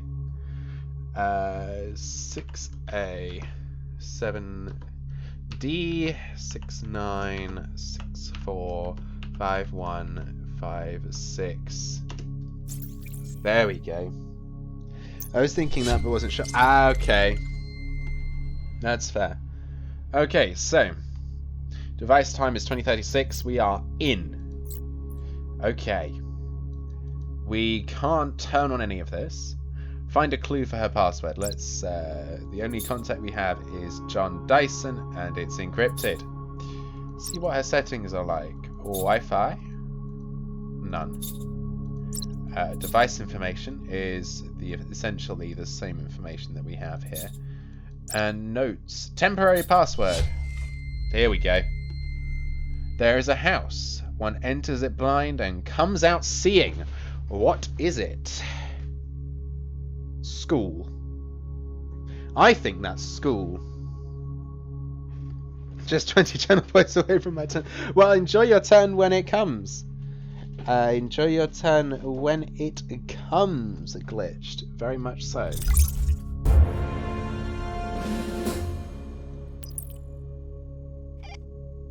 Looks like we have what we need to upload the mower. Did you figure out the riddle? Yep. There is a house. One enters it blind and comes out seeing. What is it? It's one of the oldest riddles in the world. A version of it was found etched into a clay tablet found in Sumer, dating from 18th century BC. Oh, wow. Humanity has had almost 4,000 years to solve it. But I'm only giving you 5 more seconds. Well, we solved it. Time's up. The answer is school. Yeah. We enter school blind, without knowledge, and come out the other side a learned scholar, able to see the world. Not quite, Clever, right? depending on your vision I'm a sucker scale. for but, ancient Sumeria. oh, well. Well, Actually, all of Mesopotamia. Anytime you want to chat Bronze Age civilizations, I'm your guy. But I won't always be here to help you with stuff like this. So from time to time, you'll have to leave the Stinger OS to do some research in the real world or online. Let's hope Sasha Brewster didn't change her temporary password. Open the file browser and use her credentials to connect to the Cyberdyne group file server. Then upload the malware and get the hell out of there. I went through lots of school and I still got same. Okay, so we are connected to the Cyberdyne network. Launch the file browser module. We are connecting to snet.cyberdynegroup.net. Okay. I meant to do tongue twister. Oh no, I'm so sorry. Oh no. Oh well. With the credentials S. Brewster and school. In we go. Users. Wait, why can we get to the administrator user? Excuse me? Projects. AI algorithms. AzureNet. Nothing. Okay. There's nothing there. Genetics. I am locked out of the file. Robotics. I am locked out of the file. Okay. That's not ideal. You know what? Let's strap this into the documents folder. Oh, load it to the AzureNet. Okay. AI algorithms, AzureNet, and bang, delivering packet. Okay, that's done. Disconnect from the network. As Dylan said, let's get the hell out. Initiated. Network disconnected. Okay, let's give this a go. I'll give it a go. Anyway. Mr. C owned a saw and Mr. Saw owned a seesaw. Now seesaw saved Saw's seesaw before Saw saw C, which made Saw saw. Had Saw seen seesaw before C saved Saw's seesaw, seesaw would not have saved Saw's seesaw. So seesaw sawed Saw's seesaw, but it was sad to see Saw so sore just because seesaw saved Saw's seesaw. Oh, that's trippy, especially with the V and the W. Goodness me. That's trippy. Long and trippy. Well done to you. Okay. We're done. Now this is where the fun stuff is going to happen, Glitched and Rogue. We are now completing our network intrusion certification. So this is going to be fun. Now the first course we're going to do is Social Engineering Toolkit. Now social engineering is the practice of engineering the human element of a security network, because the weakest link is quite often humans. So, in we go. So, you're the new recruit that got everyone Conway. talking? Good to finally meet you. Sergeant Wheeler recommended you for the network intrusion certification, and that's my specialty. My name is Agent Patricia Conway, and I'm here to show you the ropes. Don't mind Agent Dylan if he seems a little jumpy about this certification. He's just stressed out. He's taken a shine to you and he doesn't want to see you fail. Yes they did. And well, not all recruits make it through this one. So be sure to pay attention so we can get you certified and calm his nerves a bit. Got it? Good. We're focusing today on simple manipulation. Right. One of the most powerful tools for any successful operative. I'll show you what you need to do to trick your target into performing actions that compromise their own security. Yep. To get them to open infected email attachments, give their passwords to fake login screens. You know, the good stuff. Now, if you want to be smart about this, read up on the reference material I've included on the topic before you go any further. But if you're true to your reputation, you'll probably just ignore that and jump right in. Your choice. Just don't say I didn't warn you. So what we've been ignoring so far is these real-life references. So your SET How To, and Spearphishing 101. So what I've done is ignored these because, well, to put it simply, my capture system I haven't configured to capture this, so we're not going to bother. Let's do this. Social engineering can play a key role in your hacking strategy. We'll start with some basic Ignoring it, reconnaissance. sensible. Using the target's domain name, we'll crawl the web for all email addresses that we could use to launch an email phishing attack. Right. Launch your social engineering toolkit located in your network intrusion menu. In Okay. the spear phishing attack menu, build an email database for the domain NITEteam4.com using the email crawler function. Right. Follow the mission objectives closely to complete the task. Too much reading, not enough listening. Nice, nice, nice. Okay, so network intrusion menu, please. We're going to the social engineering toolkit. I'm excited because I've seen Hydra here. Select the spear phishing attack vector. Okay, select the build email database. And we're going to run an email crawler on NITEteam4.com.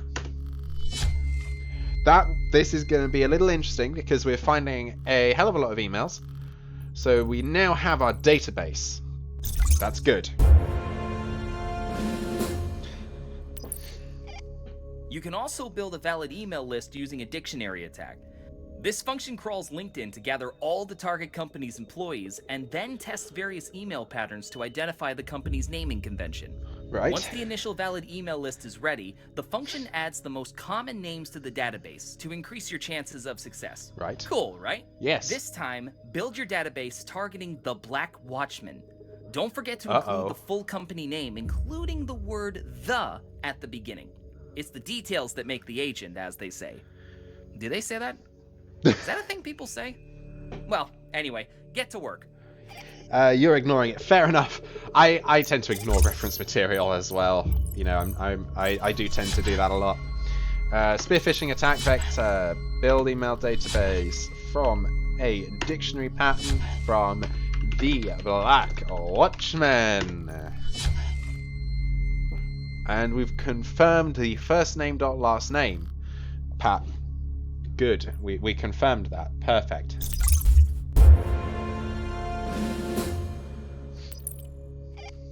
Now that you know how to build a good email database, let's launch an attack.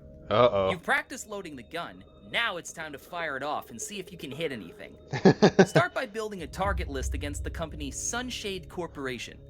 Using the set options, create a Microsoft Word document with a reverse shell payload. Oh, this dear. will affect your target with a back door, and it'll show up as a Turbine C2 card. Use a sales report as your email template. Once you launch the attack, give it some time, and soon enough, hopefully, an employee will open the email and get infected. I'm not going to guide you step by step. Instead, I want you to explore the module yourself. Okay. I'm hoping the more we advance in the academy, the more confident you'll become with your Stinger OS.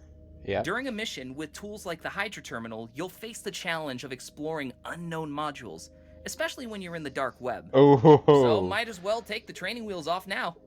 Good luck. Okay, so we have now just been released into the wild, sort of. So this is again an internal test. So we're launching the social engineering toolkit. Okay. We are. So we're sort of using command line menus here. Menu 1, spear phishing attack. Menu 1, building the database against Sunshade Corporation. So we're going to find out which email convention they use. F last name is confirmed. So for example, J Doe being John Doe or Jane Doe would be an email convention. We need to create a file format, and we're using a Microsoft Word file format. Okay. And that's good. We need to select a payload using option 3, and that's going to be a reverse shell VPN payload. That's going to allow us to gain a backdoor into our system, into their system. We're going to craft the email template, and we're going to go with a sales report. Enter email subject. Oh, this is going to be interesting. What date? Let's go with the July sales report. Sorry, it's late. Enter alias.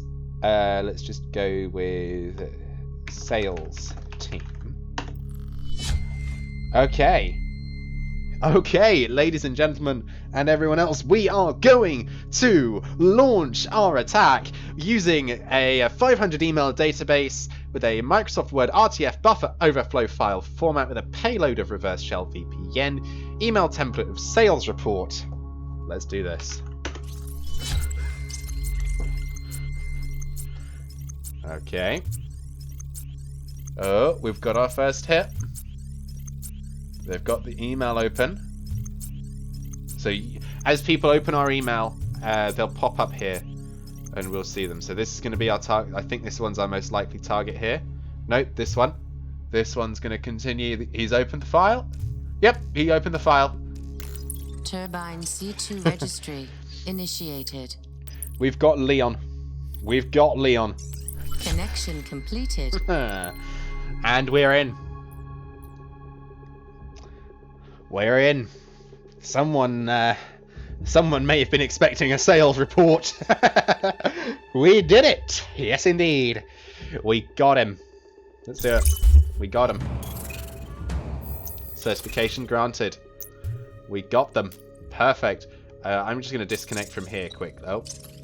Okay, we're going to do that. I didn't want to do that. I wanted to disconnect from my C2. Disconnected. We did it, indeed. So this is a training environment that we're in at the moment. We're going to do some network scanning now. Okay, so next I'm going to teach you a little wayfinding. Getting inside an enemy network is just step one. You need to know what to do when you get there. There are multiple ways to map out the area. Very but true. if you're dealing with a Windows network, WMI is the go-to.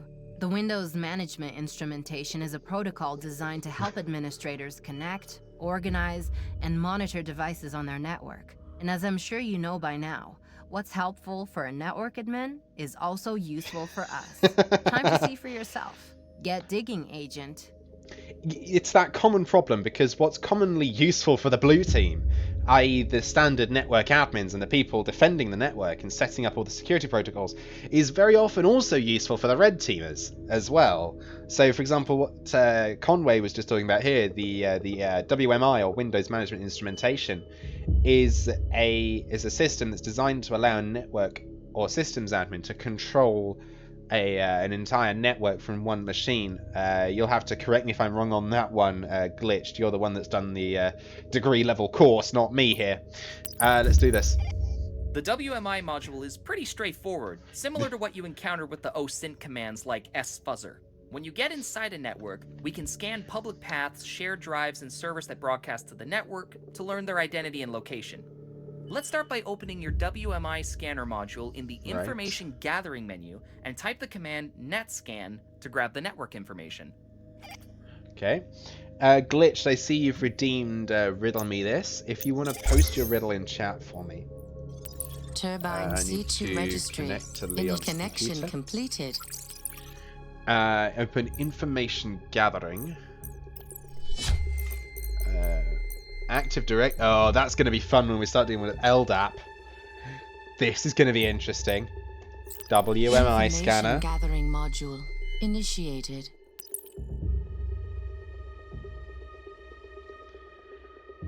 Alone I am 24. 2 of me makes me 20, and 3 of me is NSFW. What am I?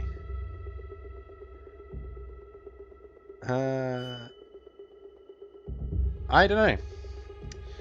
24, 2 is 20, 3... That is hard, actually. That is very hard.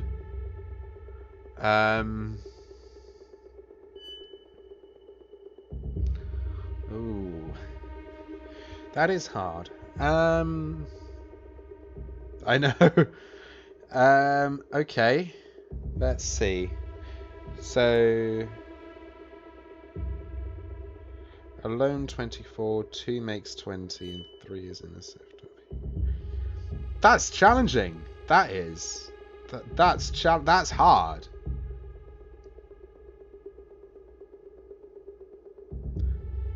Oh, you've got me. You've got me. You've got me, Glitched. You've got me. Just give us the answer. You've got me. You've got me. Well, I'm gonna run a net scan. You've got me.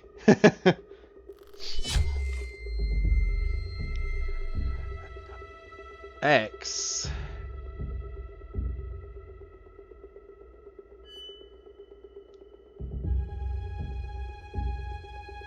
Okay. Alone I am 24. 2 of me makes 20. I don't get the alone I am 24 part. But the last 2 parts I do get. So what we've got here, just to sort of explain this, what we've got on the screen now, we can see that we've got systems running here. We can see that we've got ERP, or Enterprise Resource Planning. X is the 24th letter. Gotcha. Gotcha. Right. Okay. That makes more sense. That makes more sense. Okay. Okay. I didn't quite make the connection between the connection there. Okay. We're going to get back to this because I think we've got somewhere to go now. And Glitched, you'll know what we've just found. We found some enterprise resource planning applications. In that we've found some Active Directory, an IT mainframe, and a timesheet. We found some enterprise resource planning applications. We've also found an IT support user called Jay Valenti, who's got a systems service running. Yes, yes indeed. Yes, they do. They very much do. Okay, phase 2. Each network path you find with NetScan is running a technology. We use the fingerprinting command to identify a technology signature for an external network. Yes. In the WMI module, this command is called dig. Right. Type dig followed by a network path to see what technology is running underneath. Okay. Your objective is to find the technology IBM Watson on the Sunshade Corporation network. Okay, that's doable. That works. Okay, so we can do that. No, that's... Yes, it is the right one. Information gathering module. Let's run a net scan just to work out what we're doing. Called what? IBM Watson. It's IBM's. It was one of the first sort of AIs that we had. We're looking for something called IBM Watson. I think that's going to be on the IT mainframe. So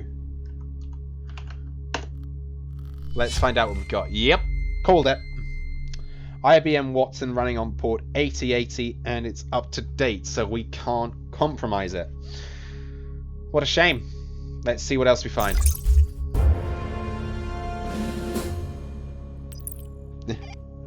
Nice! You're doing very well, but I gotta say, this last stage may be a bit difficult. You'll now combine the information gathered via the WMI scanner with the password attack module. In short, you'll start by finding the URL for Sunshade Corporation's email server. Okay. You will then use your WMI scanner to identify a valid username. Right. This username is likely to exist on the company's mail server, payroll, intranet, etc. Right. Following this logic, you will use the password attack module to target the user account on the mail server. Got it? Right. Lots of steps here, so take your time. Combining information from various tools is a skill you must develop if you want to be a better agent, like yours truly. Okay, Dylan. No need to sort of rub it in here. Okay, so use sfuzzer to find sunshadecorps.com, Sunshade Corps mail server. Let's do it then. Information gathering module initiated. sunshadecorp.com-T30. We're going to run a 30-second, and while we do that, we're going to run a net scan. Information gathering module initiated. We're going to run a net scan so we can find a username. Just so we can here do that. Jay Valenti is our username. Okay, so I'm happy that we've got that. And we've just found their mail server. So, time to Password do attack this. and intrusion module initiated. Oh, mail.sun. mail.sunshadecorp.com, and our username is going to be Jay Valenti. Now then, what say we give him some time? No. Target acquired. Awaiting variables to launch attack. Okay, we're going to run in a John the Ripper. compromisation attack. It's going to take 30 seconds, and we're going to attempt another. We're going to attempt a password attack. So let's do that. Let's see what we find. Launched. I got do MQNS. Hello, how are you doing today? Password successfully compromised.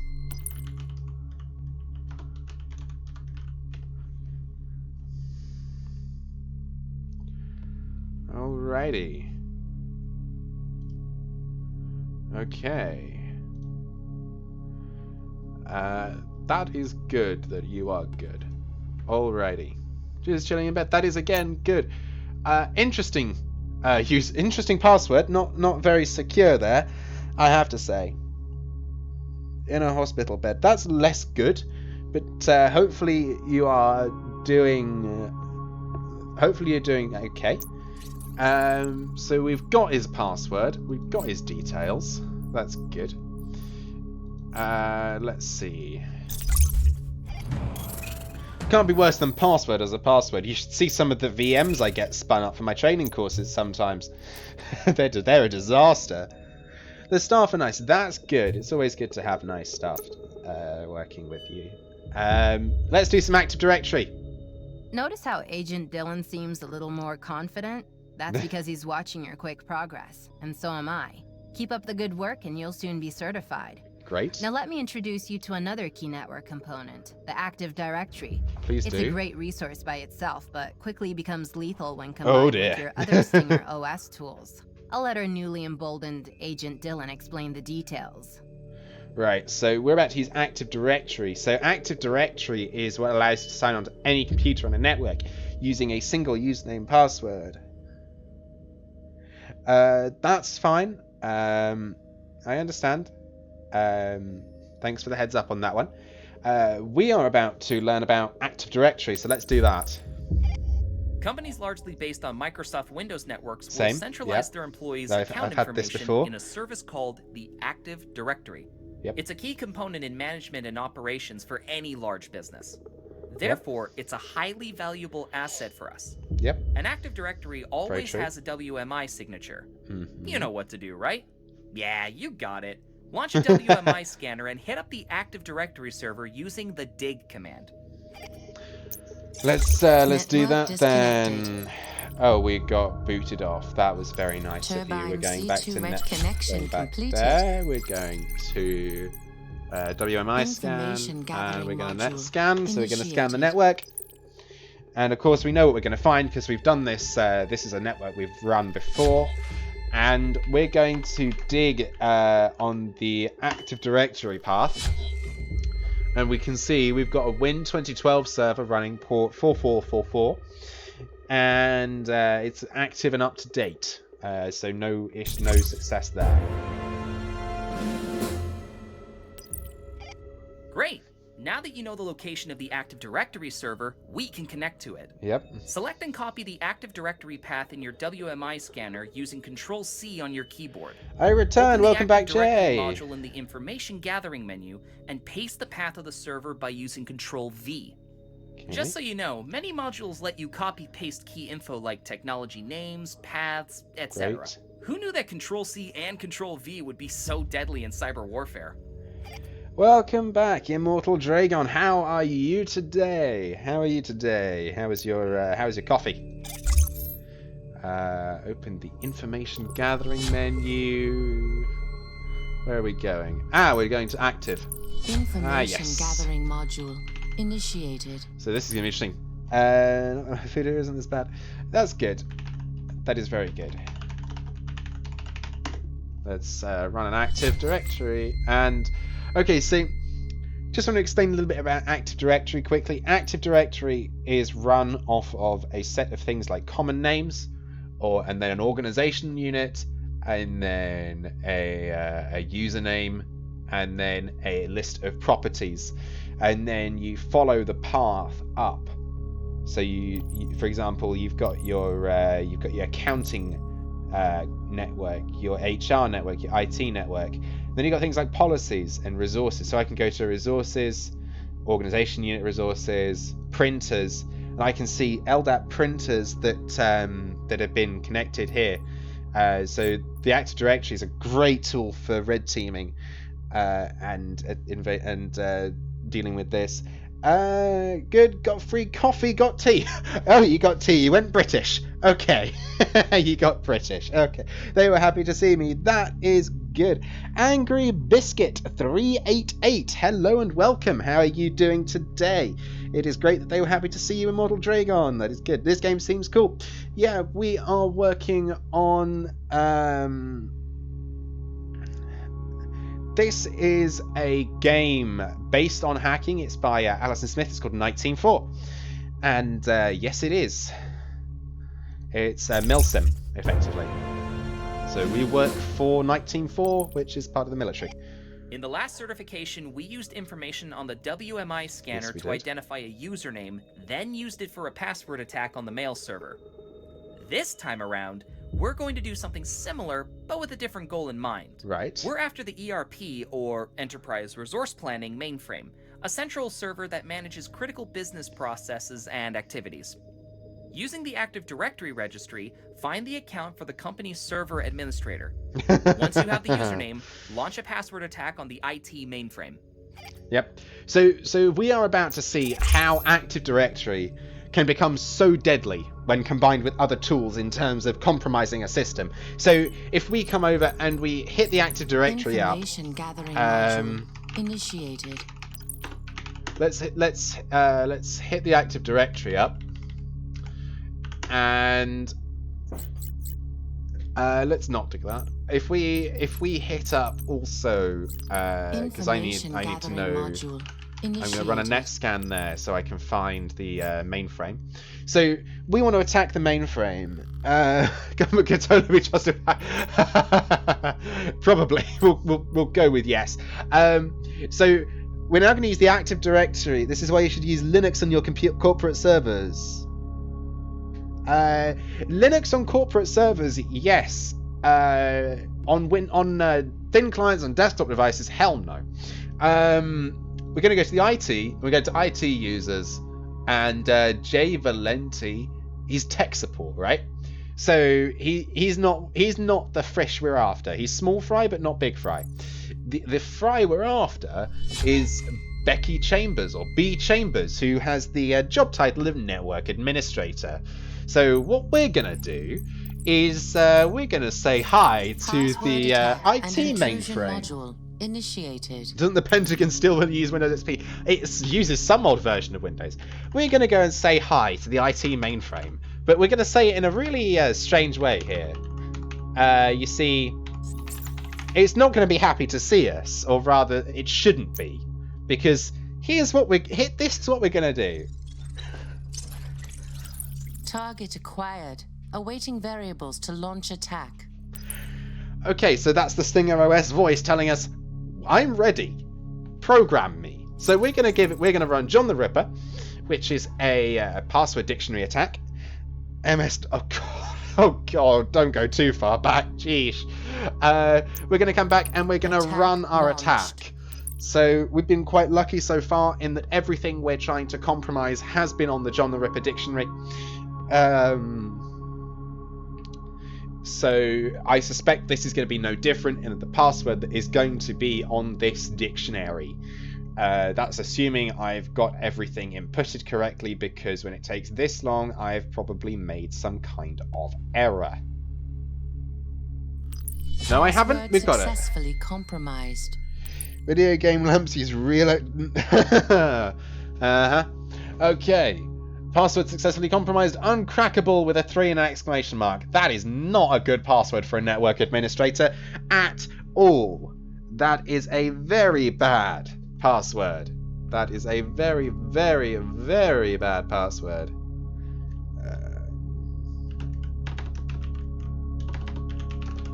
Hold on. Okay.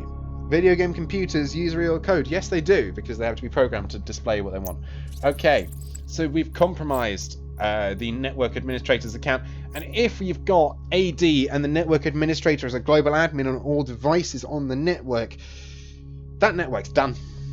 You know, if I was a real malicious actor at this point and a real red team exercise was in progress, we'd have full network access. The organization would have failed the red team exercise. So we've learned about Active Directory. We're now going to learn about man-in-the-middle attacks. Man in the middle sits in the middle of your network traffic, as the name sort of implies, and it can be used to intercept your data. So let's do this. Things are going to get challenging quickly, so just stay calm, follow the instructions, and try not screw anything up as we dive into signal interception. There's a lot to learn about active spying on someone else's communication and network activity, so I've created an entire training course around it. But for now, let's just get the basics down. The man-in-the-middle attack strategy. If you perform well here, I'll invite you to my signal intelligence training course and we can get deep into it. Okay, so pressure's on then, because we want to do all the training courses we can. Be learning cybersec. Middleman. Yeah, middleman attacks can be interesting. Intercepting user activity on a network is much easier than you think. Our man-in-the-middle module is based on various technologies you may have heard of before, like EtherCap and Wireshark.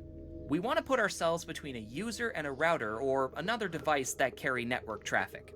All we need for a successful man-in-the-middle attack is an active Turbine C2 card connection and a valid victim IP. I've added Dialog's VPN in your inventory so you can connect to their network. The man-in-the-middle module is the second icon at the bottom of your screen. Open it and select an ARP poisoning attack. On the left side, choose the following victim IP, 192.168.1.66. Okay. On the right side, use the company router's IP, 192.168.1.1. Once you're in, use the URL snapper to see the network activity and wait for an important URL to show up. Well, it's going to see. I'm curious to see what it's going to define as important, but sure, let's drop in. Give me just a second though.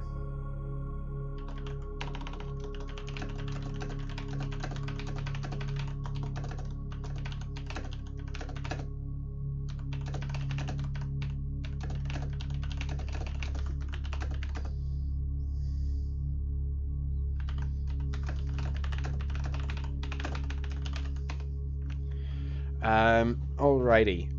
Let's head into, what are we doing? We are connecting to the Dialog Turbine C2. C2 registry. Dialog Initiated. support. Connection completed. We're in. Turbine C2 registry. Open the Initiated. MITM module, which is this one. So you need to select attack type, and we're scanning for hosts. Probably going to work for the government. Okay, interesting. So our target 2 router is that, and that's that, and we're going to start listening for traffic. And I want my URL snapper, Network please. intrusion module initiated. So we're just going to wait to see what this person's going to visit. And oh, hello. He's visited the intranet, or the person's visited the intranet, I should say. So the person visited the intranet. So we've now got the URL. There's definitely good money in cybersec, definitely. Another way to deploy a man-in-the-middle attack is through LLMNR poisoning. It can intercept password hashes, not actual plain text passwords, but the encrypted versions. Launch an LLMNR poisoning using the following IP for the victim: 192.168.11.144, and the same IP for the router, 192.168.1.1. You will intercept the password hash using the packet sniffer. Okay, so we're using LLMNR, or LLMNR, yeah. Let's give this a go. While connected to Dialog support, hack into intranet. Oh, so now we're getting more advanced. Redeemed a posture check. Thank you very much. Okay, so now we're getting more advanced, because before it would have held our hand. Now we're gonna see what we've got. Gathering module initiated. Now we're gonna see what we've got here, because we need to hack into intranet to get into the intranet. So I'm hoping that we can fox acid this. I am really hoping we can fox acid. Oh yes, yes we can. Alrighty. Information gathering module. Search initiated. exploit on SharePoint 2007, please. And we're gonna go over. Okay, so Rogar V, if you're still around, this is what we did last time. Fox acid server connection initiated. Delivery method TCP/IP. Exploit custom SOAP request. Where is it? Rootkit is our after midnight rootkit. Our target URL is our. Oh, did we not find? Oh, we have to. Intranet.dialog.net. Target technology is SharePoint 2007. And the port that we're running is 8082. Okay. I am fully expecting I have made a typographical error somewhere, but we'll see. Fox acid attack failed. Yeah, I think I need to discover this first, because it's not coming up in the list of things that I can get to. So I think I need to... Information gathering module initiated. I think I need to S-fuzzer this in order to get an answer. We're not here to discuss actual attacks. This is just a game. You know, we're not here to discuss that kind of thing, so if we could not discuss that in chat, thank you. I was just about to ask if the game covered rainbow tables, but it seems like it does or might cover something similar. I've never seen rainbow tables. Okay, so now we've discovered the intranet. That might mean that Fox Acid is going to let me attack it. Fox acid attack failed. No. Okay. Oh, I'm still in... Wait, what?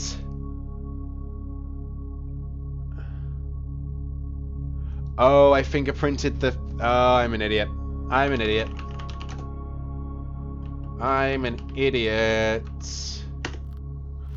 I fingerprinted the wrong thing. That's what happened here. Okay. I ran the wrong thing. I'm sorry. Even so, we have it. We have something now. We've got an Akami, a Hydrate, and wasting points. Enjoy. Alrighty. Okay, so search exploit on Akami, please. Have I spelled that right? No, I haven't. Akami. Okay, here we go. TCP/IP on content spoofing on the Dialog intranet. No. Fox acid attack failed. There we go. Fox Here we acid go. attack launched. Indeed. Fox acid attack successful. Connection completed. Okay. And that, Turbine ladies and C2 gentlemen, and registry everyone else, is how we get initiated. into a network. Okay. That took us a little bit of getting used to because I pressed the wrong button, so... Okay, so...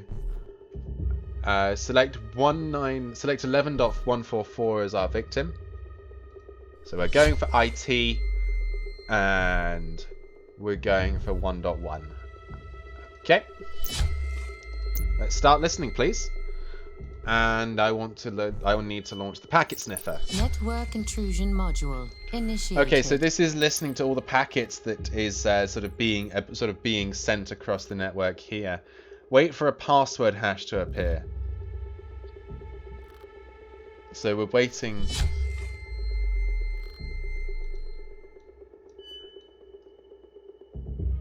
Okay, so this is sort of... Oh.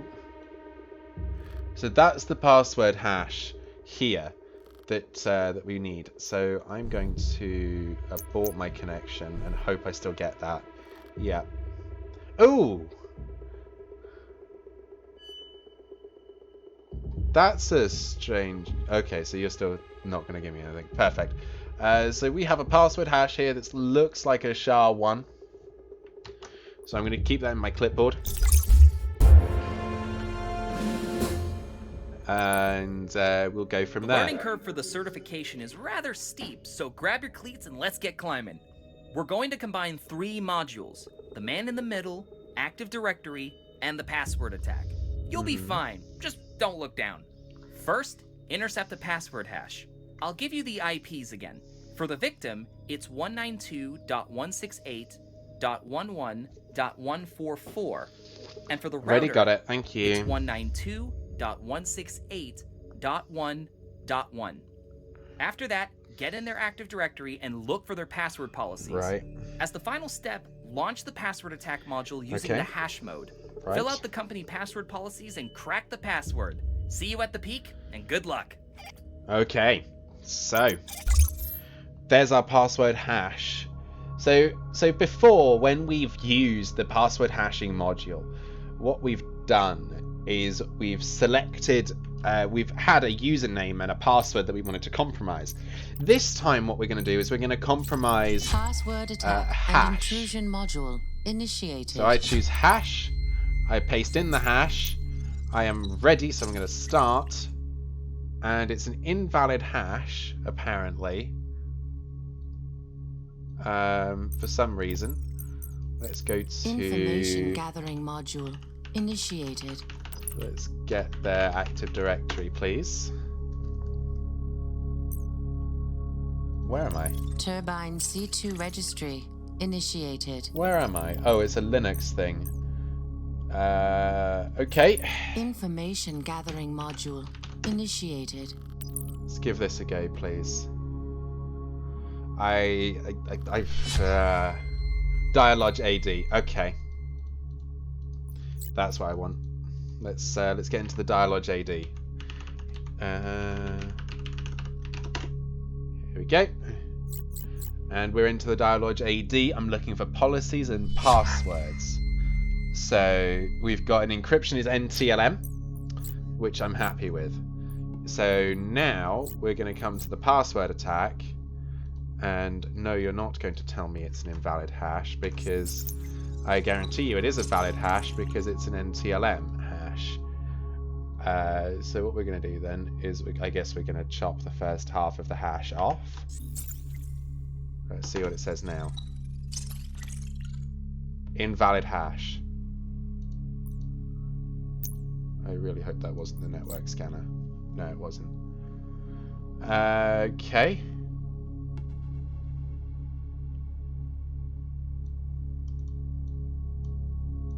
Let's try using the first bit. Let's try using the first half of it. Compromise, please. Invalid hash.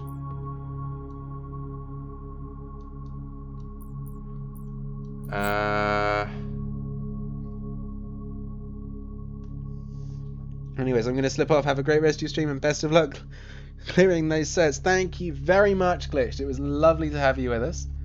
And I look forward to seeing you in future streams. Thank you very much. Okay, reset. That's in basic, but we want to compromise a hash. So now I'm going to go and I'm going to, now that we know what the hash type is, I'm wondering whether it's going to let me paste the whole thing in. Nope. Let's try relaunching the password attack module. The game can be sort of finicky sometimes. Initiated. The game can be finicky. Invalid hash. Could someone find out for me how an NTLM hash is created? Because I'm starting to get a little annoyed here. Let's try that. Invalid hash. I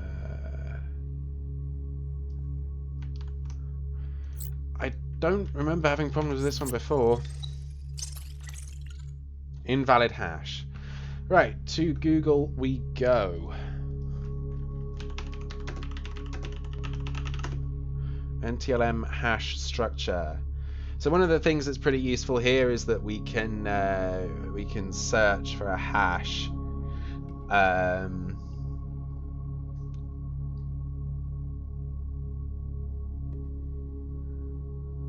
So that's an example. This is starting to slightly frustrate me because we've found that it's an NTLM. We've found the AD, so I don't need that anymore. What am I doing?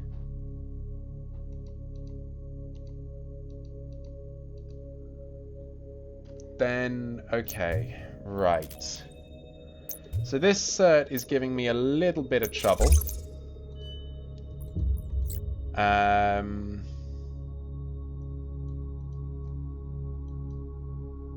Right. So you see, this should be a valid hash. Unless what you want is the entire thing. But let's see. Yeah, okay. So you wanted the entire thing. Sorry. It wanted the entire thing. Sheesh. Okay. Launch the password attack using the information you found in the thing. So, okay, so what did we find in their Active Directory? Let's connect back to their Active Directory so we know what we're doing. Dialog AD. Let's get into the Active Directory, please. So what we now need is we need to find their policies and their passwords. So we know the encryption is an NTLM encryption. And we know their requirements include at least one number and a symbol. So that cuts down the available options to 22 seconds. And we're going to run a John the Ripper attack. Launched. We're going to run a Password attack unsuccessful. Password attack was unsuccessful. Oh, hold on. John the Ripper on the NTLM rainbow table. Okay. Is this what I'm supposed to do? Attack launched. I think I messed. Yeah, I didn't select NTLM, so I think that wouldn't have worked. So I think I had to select a certain rainbow table type. Password there we go. Successfully compromised. There we go. Excelsior 1. Okay, interesting. Let's okay. So, certification granted. There we go. Why that was so difficult for me to do, I don't know. But we've done it, and that's good. We're going to get into aircrack now, which I think is going to have to do with phones. Okay, not too shabby. See, as long as you keep a level head, you can get through new challenges. So keep it up. I did not keep a level head. Let's not rest on our laurels quite yet. Still more work to be done first. Yep. We'll continue with signal interception of Wi-Fi networks, and then move on to other type of intrusion using wireless devices. Ready when you are. Fun, fun, fun. Okay, so initiate phase 1. It's time to go wireless. Enough with all these tangled cables. Let's connect to the Wi-Fi. The module you'll want to use for this is called AirCrack, located in your information gathering menu. The first thing we'll do is simply scan the area and download Wi-Fi hotspot log files. Okay. Start with the command arrow dump, which gives you all the active Wi-Fi signatures accessible from the VPN location. Right. The handshake command runs a sniffer on all network activity, cracks it, and downloads the latest activity. Okay, let's do it. Connect to the Dialog's VPN that we discovered earlier. Registry. Initiate connection completed. Okay, we're in there now. Information gathering, will do. And we're going to aircrack. I apologize for the sort of high-pitched noise there.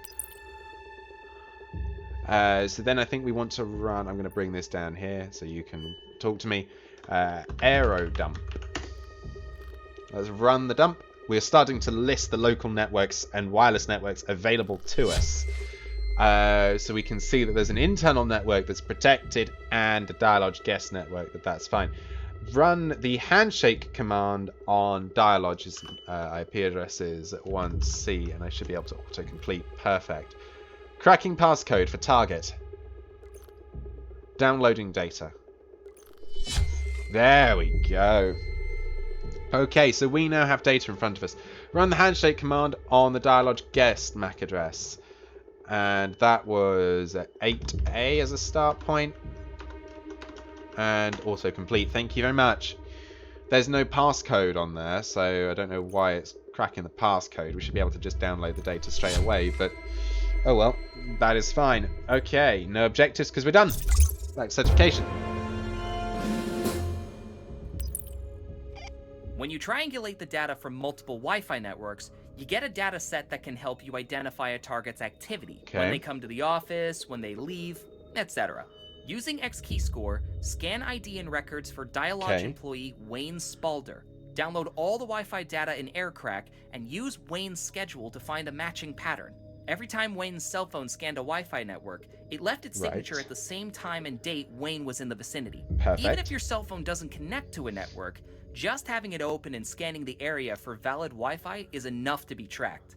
We will use that to find Wayne's phone and access it. Scary, right? Makes you wish you still had a pager.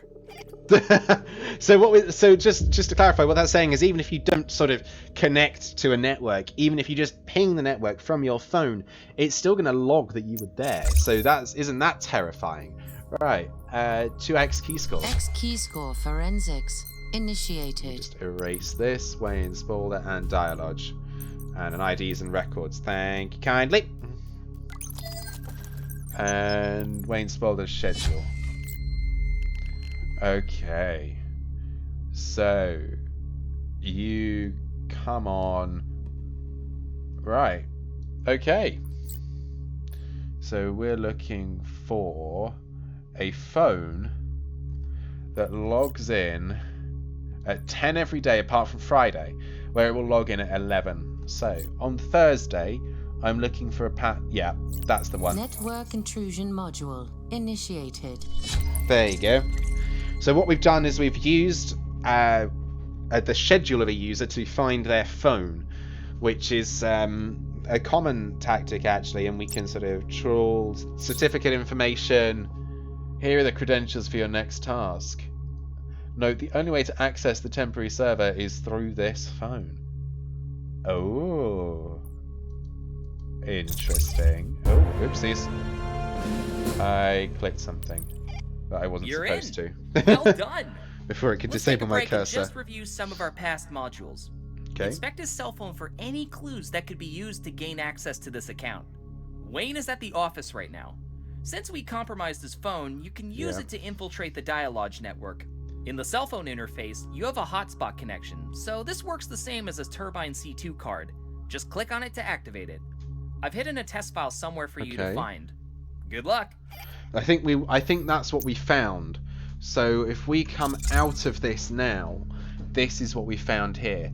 So if we turn on the hotspot by activating a personal hotspot, the phone SID backdoor module can establish a temporary connection.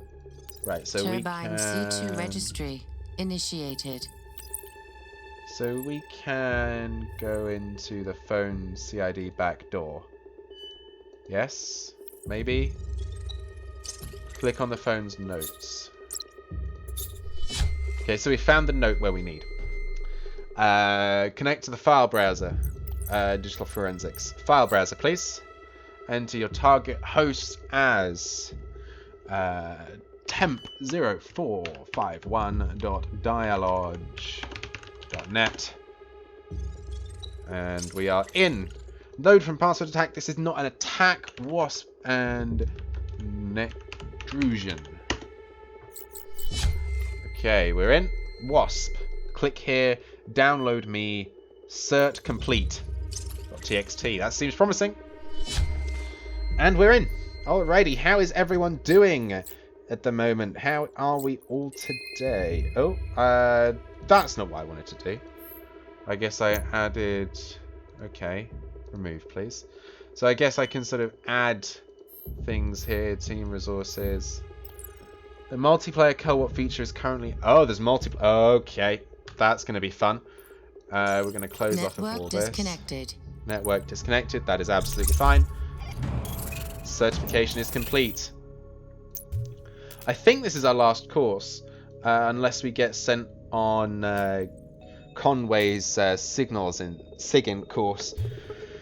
Okay, so our last one is Newsstream Live, so I don't know quite what we're doing in this. You made it. Final step here, Agent. I doubt Dylan will say so, but I'd bet he's mighty proud of you right now. So let's show him what you're made of with a full simulation scenario. We're going live, this before okay. in the early test phases of the Stinger OS, and it stumped a lot of good agents. But I doubt you'll have the same difficulties. So prove me right, and earn your network intrusion certification. Oh, and when it's over, do yourself a favor and check on the bounties. Our partner agencies are always eager to work with qualified agents like you. Okay, so this is going to be interesting. Let's do it. I'm gonna be your wingman in this real-life scenario, but outside some objectives I can point you towards, you'll be on your own. This'll test everything you've learned so far. External network attacks, intrusion, drone satellites, cell phone attacks, you name it, it's here. Ready? Okay. A group of hackers is targeting a journalist named Laura Walker, and we want to get to her before they do. Let's start by getting into Newsstream Live's network. Okay, so now we're trying to so a group of hackers is targeting a journalist, and we've got to get to them. So we have newsstreamlive.ca, so we need to find an entry point. Let's try an S-fuzzer with on Newsstream Live with a time of 30. So that will scan for 30 seconds, and we may have a CDN, which which could be a vulnerability. What else have we got? Apparently we found an entry point, Newsstream Live's network. So we're going to fingerprint, please, and we're going to fingerprint on extranet, because that's commonly where a vulnerability is. We've got an open port, 2 ports, let's see, 3 ports. You found things, thank you. And we've got a SharePoint 2007 vulnerability. I think we know what we're doing by now. Fox Acid server connection initiated on a TCP/IP with a content spoofing attack with an after midnight rootkit on the Newsstream Live intranet, please. Fox Acid attack failed. Unable to breach technology. I tried to do that without searching the searchsploit database, which is very silly of me. Search exploit on SharePoint 2007. What am I doing? TCP/IP custom SOAP request. I was nearly there. Okay. Fox Acid attack. Here we go. And rootkit is deployed. Fox Acid attack. Success connection I need to completed. get into there. So we're live. We are in the system. Perfect. Don't need that. Thanks. Nicely done. Now that we're in, let's gather data. See if there are any Newsstream Live internal servers that could give us some info on Laura Walker, her co-workers, and their current location. Perfect. Okay, so what we've got now is we're going to run a WMI scanner. And we're going to try and find, I think we're going to try and find an AD. We're going to try and find an Active Directory. No, we're not. Okay. So let's try SRV admin employee. Oh, okay, so I can dig that, but there's nothing on there. Dig SRV admin payroll. Nothing there. SRV admin and what have I done? SRV dig. There you go. That's what I want.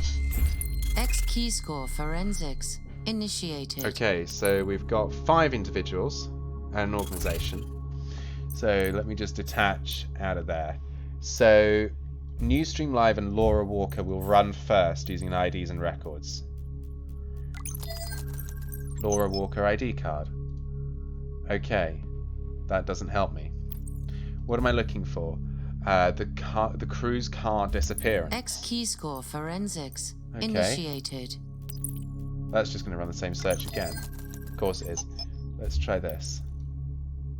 So I only allowed 3 entities at once, which is going to make this slightly challenging. Let's run that one. Because we've got to find... Okay, that's not going to help me. Need to try and find what's going on. Oh, here we go. Camera crew. Wow, you're doing great.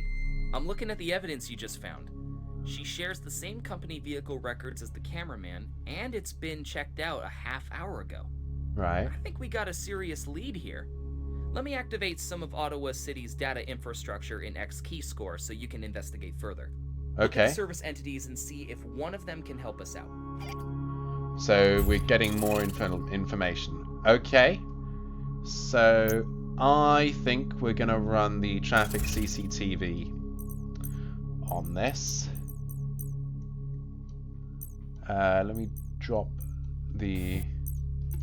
Let's drop the Ottawa traffic in here.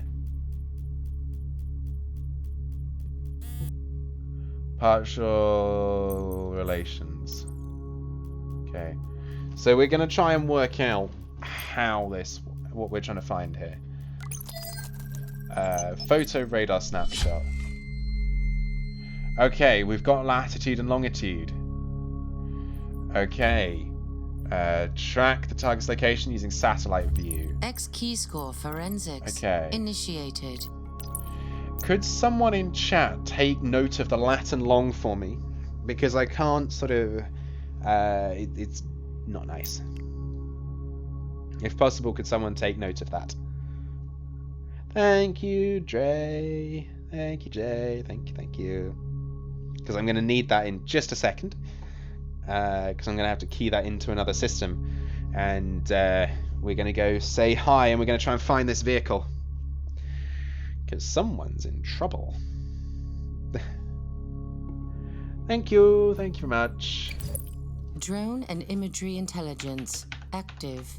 3210 and minus 75.8333. Here we go. Where is it? Where are they? Okay, we're zooming in. Okay. Device and vehicle tracking enabled. License. Oh, you're kidding me. Turbine C2 registry initiated. NSL01, I can remember that. Drone and imagery intelligence active. Okay, we're scanning for the vehicle. We're trying to find the vehicle. Right, we found it. Scan the wireless. Smart billboards. That's gonna be fun. Gotta say, unsecured civilian technology is an invaluable asset. Right. You don't follow The music just went up. You know the big billboards everywhere in a city? Oh no. Well, I these don't like this. advertising people use technology to know how efficient they are. Each of them are configured with short-range scanners that looks for cell phone Wi-Fi signatures. You should know this already, but your cell phone is constantly like this. The looking music for known just Wi-Fi went so up. we can automatically connect you. Right. That's why you can walk in your home and don't have to manually activate your Wi-Fi. Yeah. Well, these billboards are listening to the specific network activity Yeah, from yes, your they cell are. phone. Since all cell phones carry a unique signature, they can know how many unique devices have passed in front of their billboard. Yep. Now, let me show you how powerful such technology can be. First, we will hook ourselves into the Triumph Media Smart Billboard data feed, so we can track this real-time information. Right. You already know the steps. Scan their network, investigate potential vulnerabilities, and deploy after midnight so we can get access to their internal network. Okay. Their main domain is triummedia.com. I won't hold your hand this time. It's time to show me what you learned. Okay. So we are going after these smart billboards which are on Triumph Media. Their music is absolutely amazing right now. Initiated. Give me 30 seconds, please, on that. I've keyed that in wrong. No, I haven't. We've got that right. Perfect. Post fingerprinting is live. We are fingerprinting on webmail, first of all, please. Okay, what we're doing now is we're scanning the network to see what we can find in terms of active network availabilities, in terms of vulnerabilities and access points. I'm hoping we've got a vulnerable web server. No, we haven't. Fingerprint, please, on www. That would be funny if that was the one that was bad. OSINT scan on Triumph Media with a source of Google and depth of 1,500, please. Okay, we're going to find more domains. Meanwhile, we're probably going to lose the vehicle in about 25 seconds, but we can re-find it. So we've got it. So at the moment, we're very much dealing with...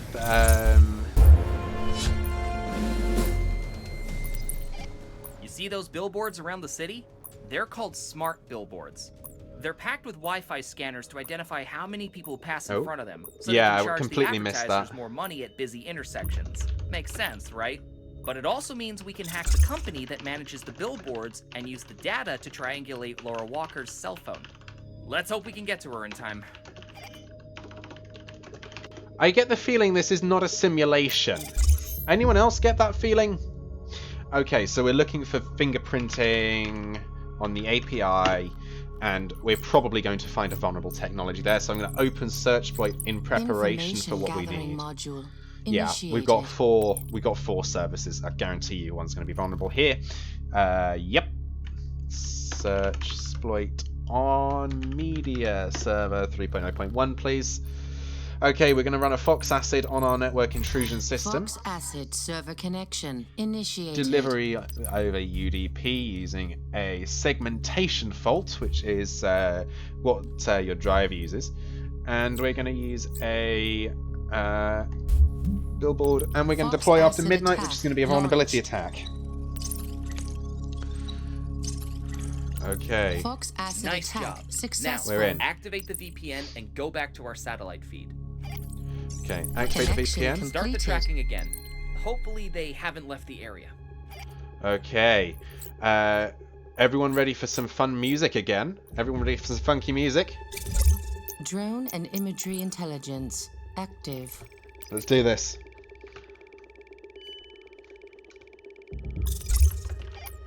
We now have each billboard data feed in real time. Okay. When she gets in proximity of one of the smart billboards, click it so we get a snapshot of the active Wi-Fi. Right. Oh, I see what we're doing. Then we're going to narrow it down. Good job. Perfect. What you see here is the downloaded data from the billboard. It shows all unique cell phone signatures detected at the exact moment she was in the area. That's a lot of data, and sadly it won't help us pinpoint her exact cell phone's Except it will, because we're going to click on Let's hit the multiple. smart billboard a second time.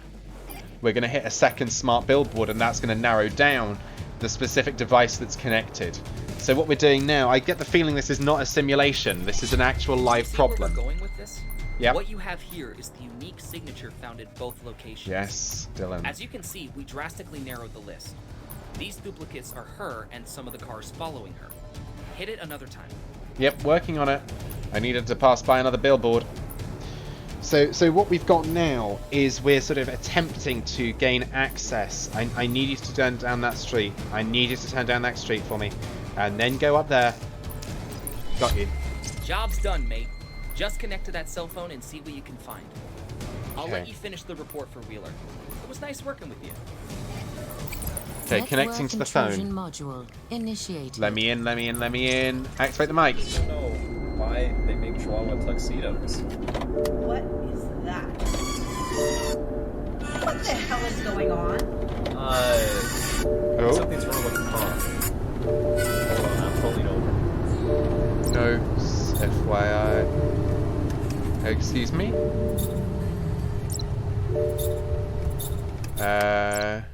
The engine just died. Oh no. Oh no. I think we might have just been a little late. Convenient that she went by... It really is convenient, isn't it, Pac-Max?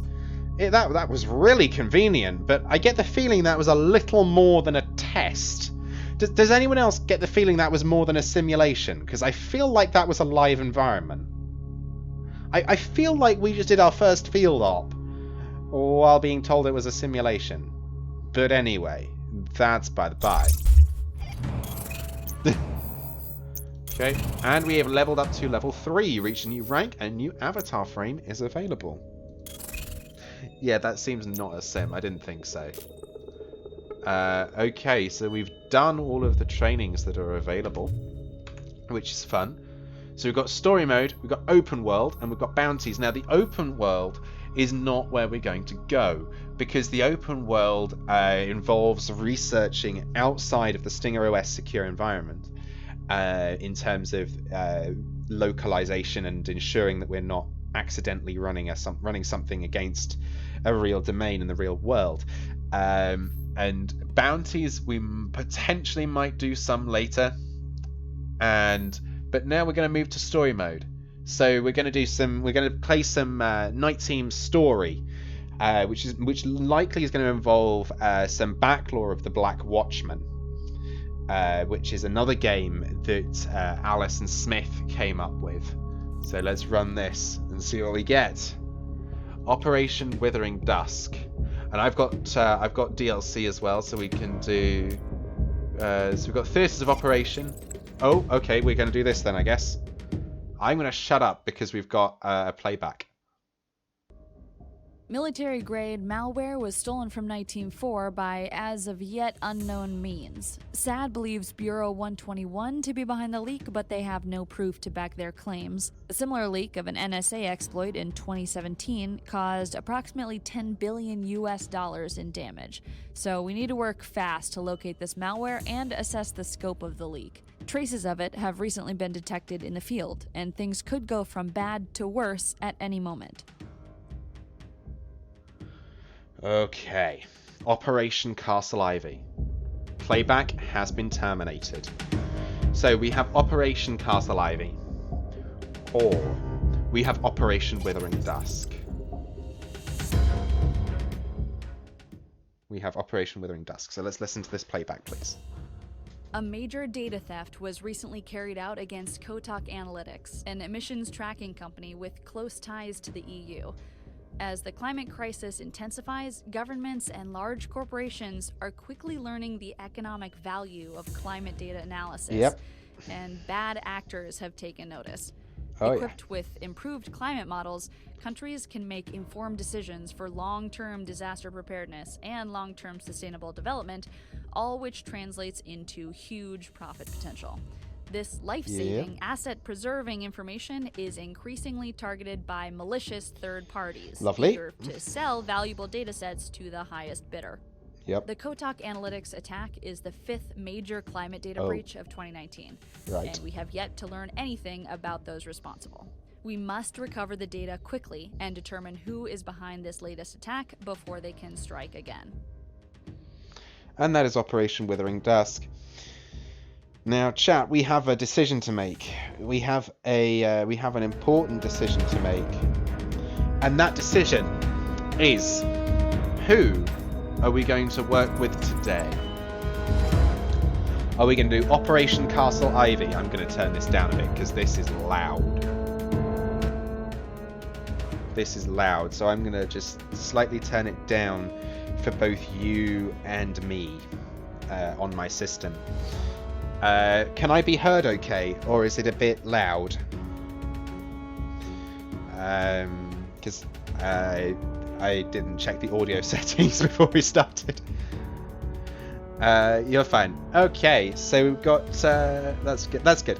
We've got one vote for Withering Dusk. Jay, what's your vote? Castle Ivy or Withering Dusk? Let's see. What mission are we doing today? Where are we devoting our efforts? Withering Dusk. Alrighty, we tempted you. Okay, mission 1. Agent, we have a special assignment that requires your immediate attention. There's been a major data breach of Kotak Analytics, a research company specializing in tracking greenhouse gas emissions for the European Union emissions trading system. Oh. An unknown actor managed to steal over 12 terabytes of information, then wiped both their main and backup servers clean. We need you to recover the data, find out who took it, and why. Luckily, emissions data is becoming increasingly valuable in underground circles, and rising prices attract a lot of attention. Yep. One of our sources flagged the data sale on the Bazaar, a marketplace between established data traffickers and corporations. The seller was identified as Nepomuk, a well-respected data broker who refused to give up their source, but for a significant fee, agreed to divulge information about the buyer, known only as Alpha Blue. Okay. We received the buyer's public key, used to transfer ghost coin payment on the cryptocurrency site Kuroka Coins. It's not much to go on, but it's our only lead into recovering the data. Your mission objectives are: access the mission dossier in your local host, find and track the individual connected to Alpha Blue's Kuroka Coins public key, gather information about the stolen Kotak Analytics data from the buyer's servers, infiltrate the network of any third party implicated in the data theft, download key information from any third-party internal networks, find and download any remaining files from the third party's network. Okay, we've got our brief, we've got our objectives. Let's get rid of the briefing document. Let's go. Hey, Dylan's with us. Higher Brass just told me we had an urgent top-secret mission to do, and even though I'm technically on vacation, duty calls. I'm currently out of office, but I got my laptop here. I'm in a secluded location, and I'm equipped with a secure connection, so ready to go when you are. Okay, that's good. I've added a new folder to your local host with details on your task. Access it by typing in localhost to your file browser module. You won't need a username or password to get in, since it's on your station. From there, check out the intel Nepomuk gave us. Let's do this nice and clean. Yes, let's. Data forensic file browser. Okay. Let's go to our local host machine, please. We're in. I'm looking for case file. Home. We're in there. We're in a sort of Linux environment. We are in Withering Dusk. And I want this. We better check out KurokoCoins.io. If we can access their user database, we can see who registered Alpha Blue in their system. Probably find all sorts of interesting stuff in there. You involved in cryptocurrency at all, Agent? No. I'm lucky. I got in on the ground floor with Ghost Coin. Got a nice little nest egg waiting for me. Once I'm done with all this, my partner and I are going to get away from it all. Open a little bed and breakfast. That's actually where I'm now looking into. Dylan, shut up. Okay, find and track the individual connected to Alpha Blue's Kuroka Coins public key. I'm going to add that to the case file so I can remotely access that. So I can access this just by opening this. So we need to find a vulnerability into KurokaCoins.io. So, oh, you are missing a parameter. Let's run a 30-second sfuzzer. Good. I have not misspelled that. That always scares me when I type a domain name in this game, because you can't autocomplete it until you sort of get a result from it. So I have a funny feeling that we're going to find a fingerprint vulnerability here somewhere. Let's fingerprint on email first. Let's see what we get on the emails, and we'll see what we find. Yep, here we go. We've got an Outlook web access vulnerability. I think we all know where we're going next. Information gathering module initiated. So these are actual vulnerabilities that we're looking at here. Let's Fox Acid the hell out of this on a UDP connection. Using content spoofing, and we're going to run the After Midnight rootkit on email.kurokacoins. Fox acid attack launched. I wonder if at some point one of the people you're working with will actually be the criminal. Oh, now that's an interesting thought, actually, because you think it wouldn't be. You think it wouldn't be. I'm going to shut that down. Okay. Find and track the individual connected to Alpha Blue's Kuroko Coins public key. Right, so we need to get somewhere. So we need to get somewhere on the network. So we're going to run a net scan. Now we're connected to the network, and we're going to see what we can find. So we found the key database, which is where we need to get to. So we're going to dig AD. There's an Active Directory. Well, that's nice and easy. Information module initiated. That's nice and easy because we don't need a password to access the Active Directory. We can just go key database KYC. We can get in nice and quickly here. We're going to add this to my case file. Alpha Blue. I got cut off on the last message. Apparently Dispatch was serious about keeping comms mission critical. Yeah, no kidding, mate. It seems Arthur Gunsberg is based in Budapest. I've added him and the Hungarian National Transport Authority and the Transportation Safety Bureau to X-Keyscore. See if you can find info on his car while I check for the coordinates of central Budapest. Thank you. X-Keyscore okay, we've got some more X-Keyscore available. We're going to clear out our X-Keyscore. Now, one of the nice things at the moment is I can run everything, because I've only got 3 things. So I'm just going to blitz the whole thing through X-Keyscore, and we're going to see what we come up with here. Okay, I've got the coordinates. Did you find the correct Arthur? Note down the license plate, then head to the SAT view. The coordinates for the address in Budapest are 47.5, 19.1. That's 47.5, 19.1. 47.1. Oh, you're kidding me. Okay.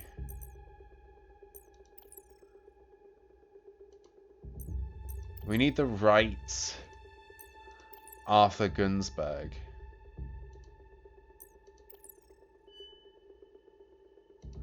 Oh, please tell me I haven't got to verify a license. Oh, I have. I've got to verify a license plate. Oh, no. Oh, no. This is going to be painful. Okay, so there's our... so we've got this. We can close that down. We can shut down all of this. We need to pop up all of this. So this is Arthur Muller. And we're looking for 1, family names. 2, the given names. Give me their give me the access to this. Gathering module Alpha Blue.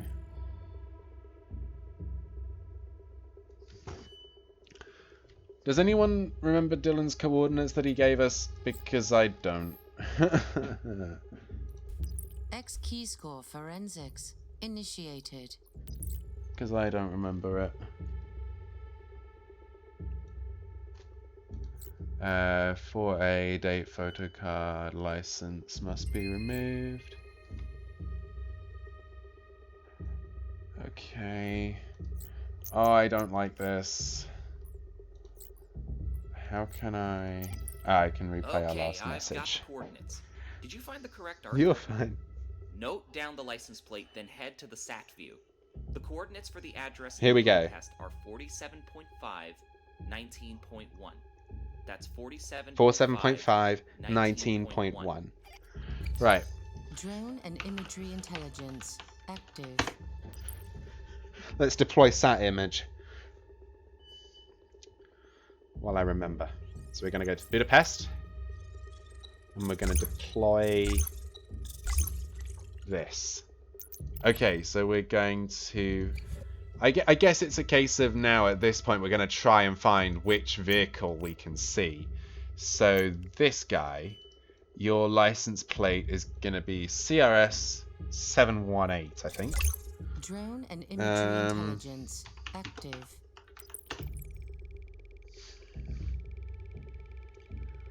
So let's see if we can find target not found. Hold on. X-Keyscore forensics license initiated. Specimen.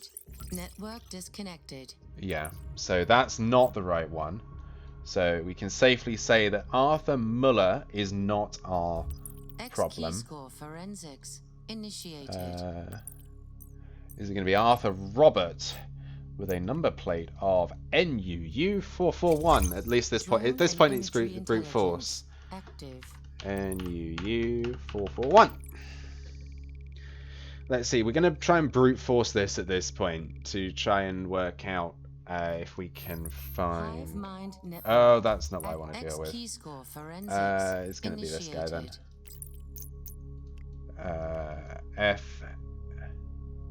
FHK 384. Drone and imagery intelligence active.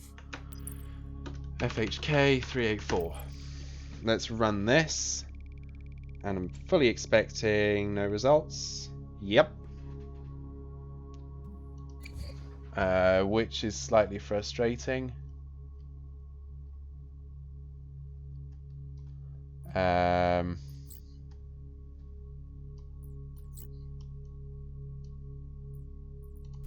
X key score forensics initiated. Let's bring up all of them.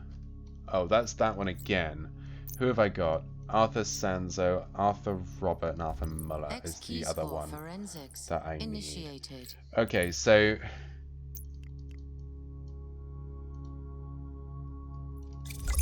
does it tell me? Active.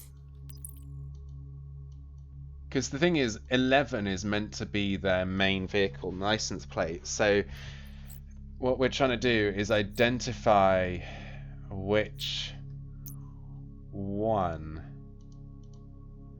is the right person. So find and track the individual connected to the public key. So we've got sat image. Active. Turbine C2 registry initiated. 1 second, I have an idea. Maybe. I may have an idea how we can do this. Information gathering module. Turbine C2 oh, registry of course. initiated.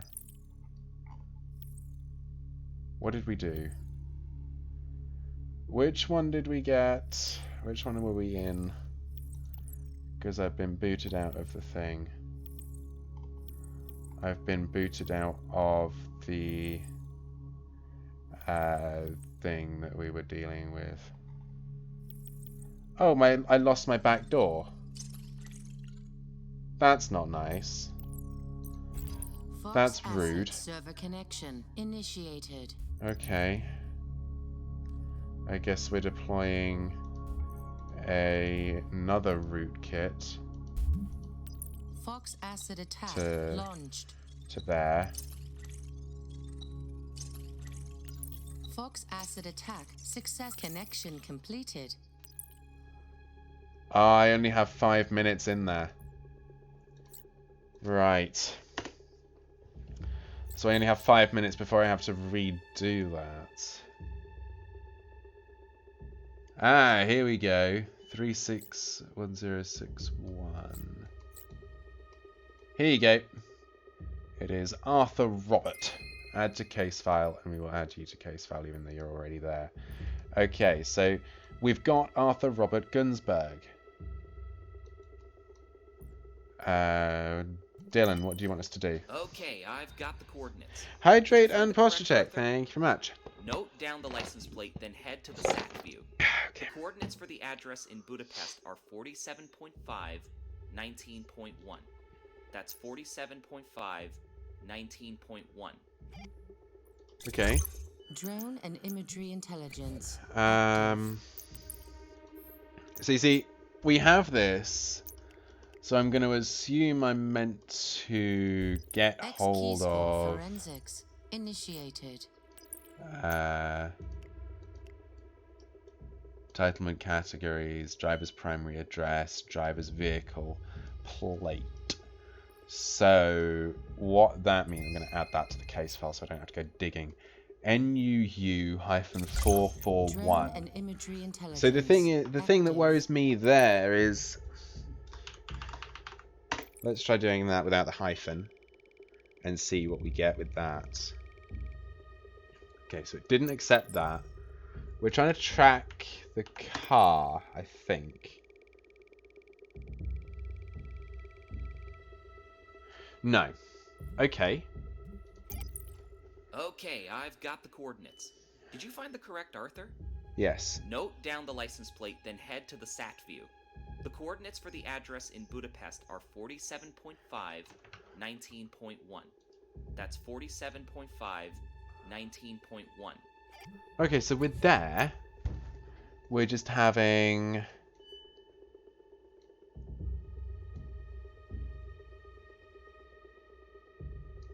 some technical difficulties. Give me the active again. Information gathering module initiated.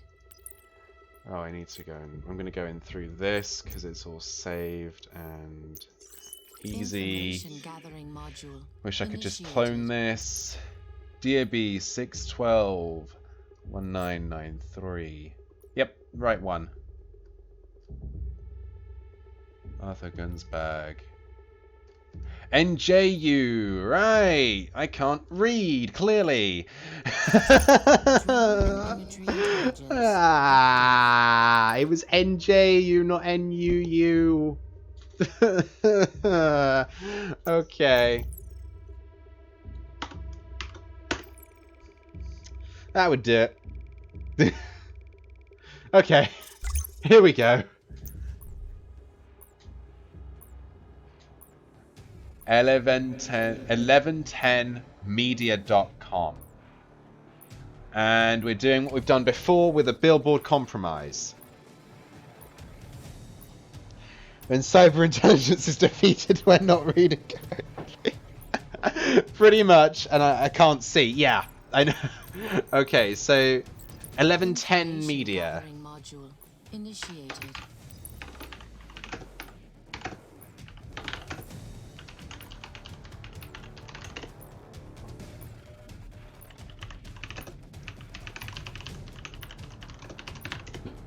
Okay, let's run this. So, I'm going to load up a fingerprint and get ready to compromise. We're looking for their API that they run their billboards on, or really anything that I can use to get in there. Because what we're trying to do is get into... we're trying to get into their network and compromise it. Now, I spy a beta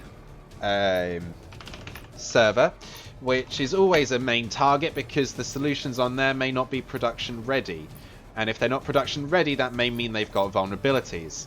So let's see. Nope. Let's try projects. Let's see. Are we going to get in there? I don't think there's anything running on projects, is there? Network disconnected. Of course. Can I get to www? Is it possible that that's literally what's problem?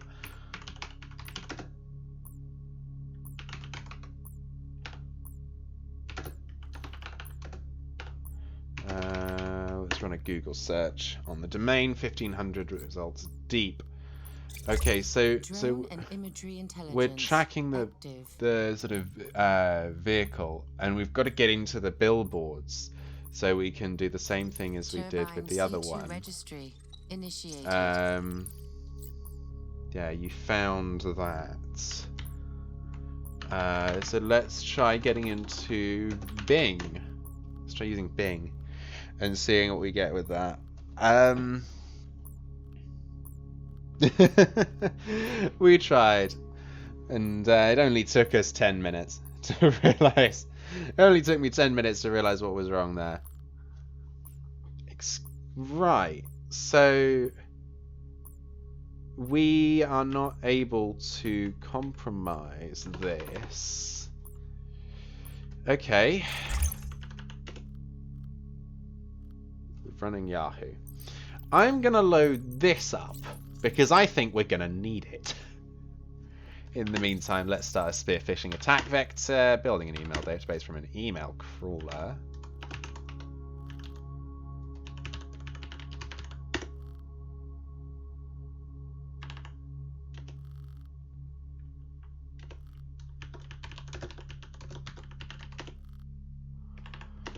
Okay, 1110media.com.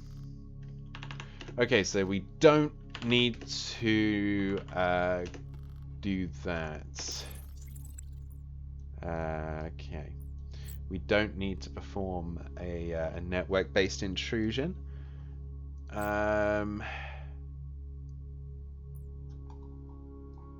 Is there something I'm missing here?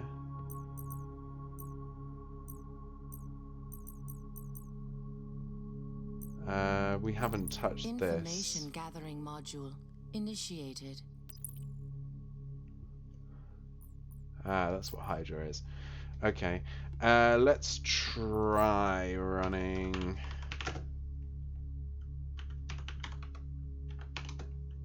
Try running a 60-second S-fuzzer on 11:10 media time of 60 seconds. I don't know if we're going to be able to do this, you know. Because this is being a pain in the backside.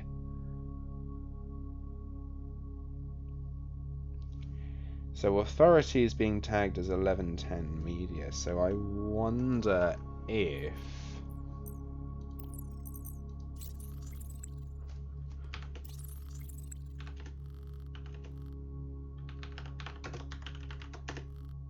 nope.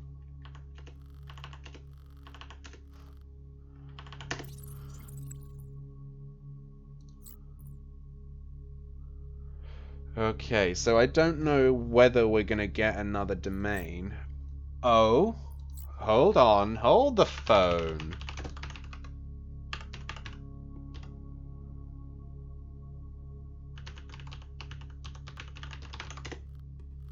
Hold the phone, we got another server.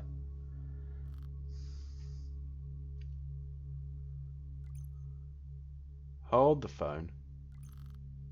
There we go. That's what we were looking for. Information gathering module. Read the DNS records, Redstone. Read the DNS. Search exploit, please. I need to learn to read and slow down. No, not PHPBB. Search exploit on PHP 7.0.4. Okay, let's load up Fox Acid. Fox Acid server connection initiated. Thank you very much, Fox Acid. So, let's go ahead and say hi to modulus.1110media.com. We're going to compromise this with a UDP crafted SNMP packet.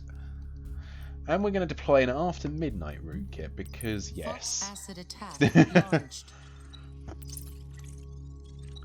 Okay, we Fox have Acid access. attack connection completed. And this is not a timed network, so we can take all the time we need.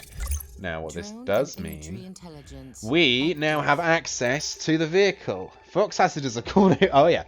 Apparently, it was an NSA tool. Okay, scan wireless. Let's get a list of everyone that's nearby. A wireless billboard when this red dot here goes past them, because now we're on the smart billboard VPN. We can access their network and we can get a list of who's where when. So quite a powerful tool, that one. What are you doing? I will never understand what's going on and why people do what they do. Sometimes it's an interesting name for what it does. I believe it's modeled off of Metasploit. I believe anyway. And now we're gonna run that. So we've now got 4 possibles. Now at this point I could go ahead. AI pathing isn't cooperating. Yeah, this isn't AI, this is going to be pre-programmed, I think. Now it is, yeah, and we're going to go past network number 3. And that'll give me one device. Connect into the device. Module initiated. Okay, we're going to add the phone to the case file. Gather information about the stolen Kotok analysis data. So we've got access to his phone. Now, that gives us access to all sorts of fun things. But what we're looking for at the moment, we're going to check his emails and we're going to see... Meat Cache. That's it. It's gotta be. Meat Cache is a cloud sharing platform. And that file was uploaded just after the Kuroko coins payment. Nicely done. Yep, your account is nearing its storage limit. If you wish to continue to upload additional files to your account, we recommend from Premium to Ultra for an additional charge of $250 a month or a single yearly payment of $2,500. Please let me know if you have any questions about storage needs. Okay, so what we have here, ladies and gentlemen, is a server and a username. Now you see, that's all we need for this thing to work. So let's get this to work, shall we? ps-4ru7f4.mecachemws.com with a username of a.gunsberg. Wrong host or username. Have I misspelt something here?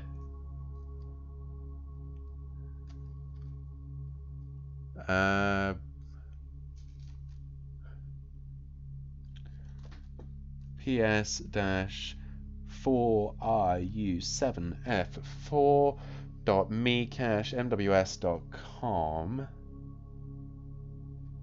and B not P. Thank you for that. Here we go. Target acquired.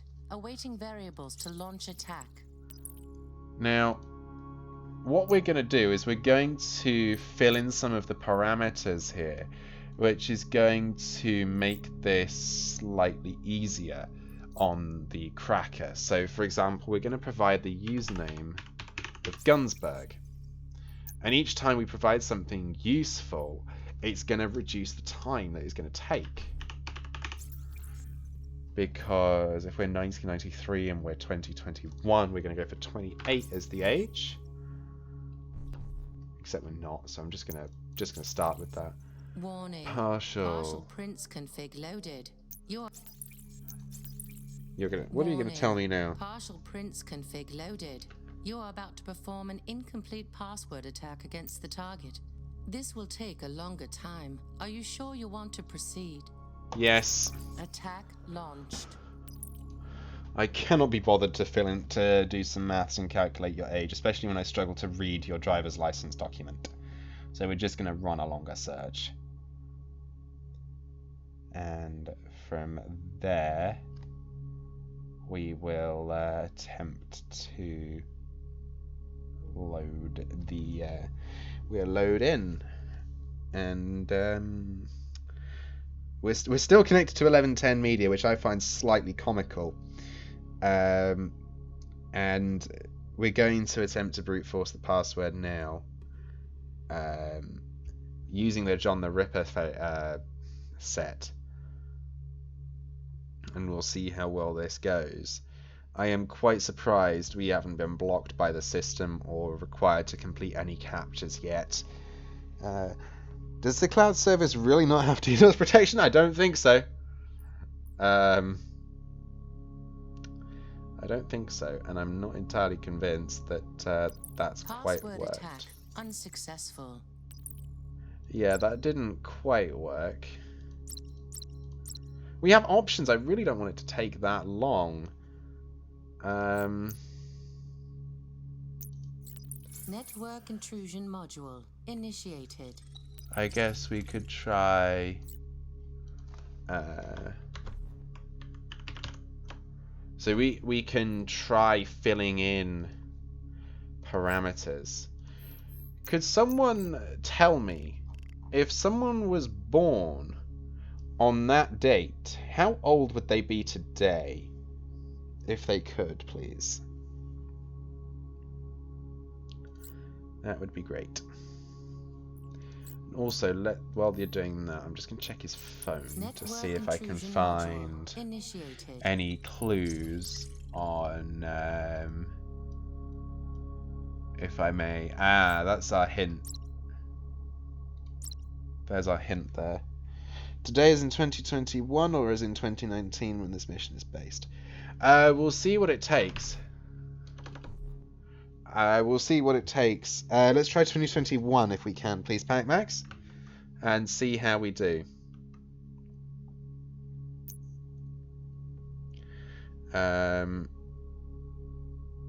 I do not feel like waiting an hour for this to run. That'd be 28, right, PacMax, if my brain is functioning correctly? 1993, 06, 12. I'm going to try 27, no, 28. Oh, it takes 28, okay. Let's see if we can't give you more information. Let's try typing in Twitter. No. No. Oh, you'll take Budapest. Okay. You'll take it. Let's try adding Robert. Nope, you won't accept that. Let's see, what else have we got? Let's try adding Tamas, because that's someone with the same name as him. Same last name, so that's probably some relevance to him there. Let's try adding Hungary in. Nope. Let's not drop anything there.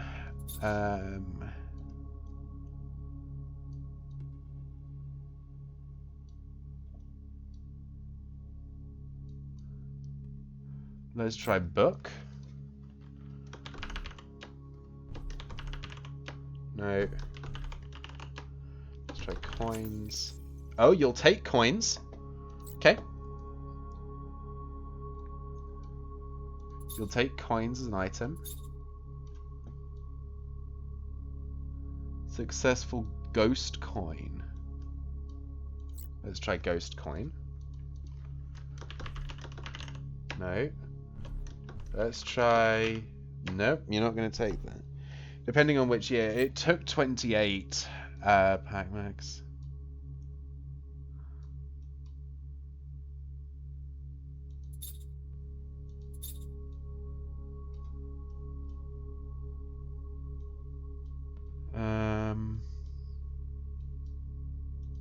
Collectibles. Let's try Danube. No. I really don't want to sit here and run an attack on that at this point. Can I get into... No, it won't let me. Let's try... Let's try Kerrickson. And let's also try Bertuska. No. So accepted Kerrickson. Okay. What we're doing is, let's try Ferenc. No. What we're doing at the moment is we're just trying to trawl the data. Let's try German. No. I do not want to spend 22 minutes where we could sort of lose the stuff here. Oh, AU58. Nope. Okay, so we're missing one parameter. I'm going to get rid of that blinking light. Let's try his car vehicle plate, NJU-441. Nope. Okay.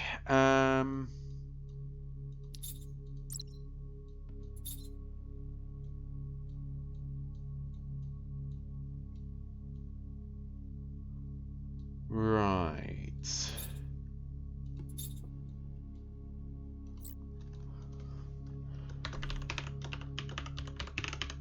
Nope. I tried to plug his Twitter username in and it didn't like it. Okay. Item overdue.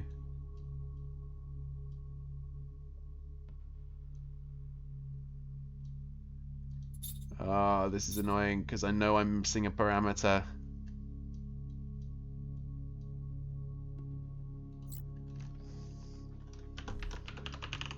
Because I need to parameterize this, I think. Because I don't I do not want to be sitting here for a while and...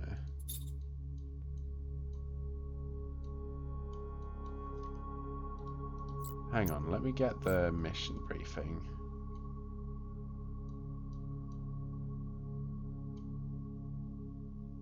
Let's try Kotok. No.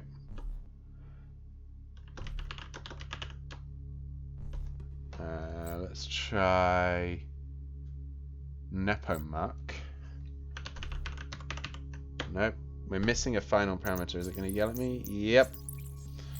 Let's try Ghost Coin.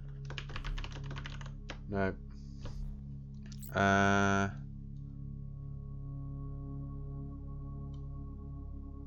Kuroko coins. Nope. I guess we'll just sit here for 22 minutes then.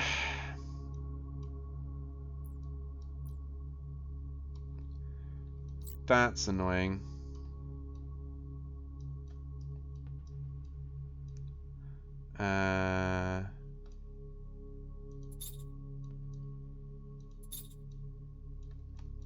Payment confirmation, storage limit nearly reached.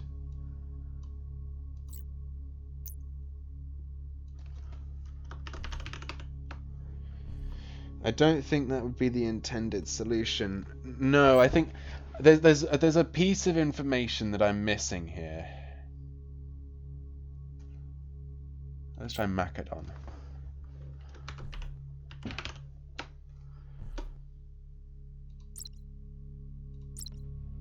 Let's just try this. Fine. Attack launched. I guess we'll just sit here. And that's even if we get a hit off of that. Unless someone wants to try and find what we could be missing. Oh, hold on. We never checked the notes. Oh, please don't tell me I have to run and configure that again. Password attack. Oh, for God's sake. Module initiated. Ah, I cry. Okay. Now I'm upset. Because now I've got to reconfigure the damn thing. Okay. PS4 U7 F4 .mecache mws.com and a.gunsberg. Open that app at the bottom of his phone. Target acquired. Variables Hang to on. launch attack.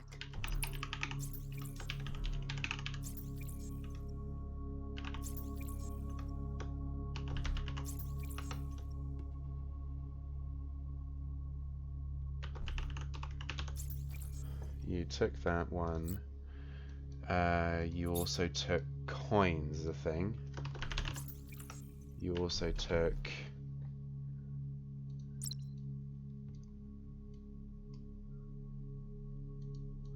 Let's try adding...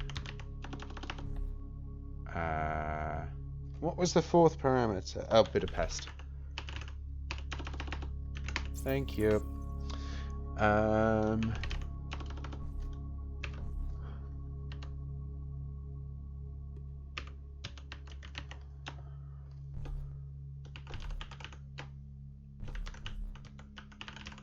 No. What are we missing here?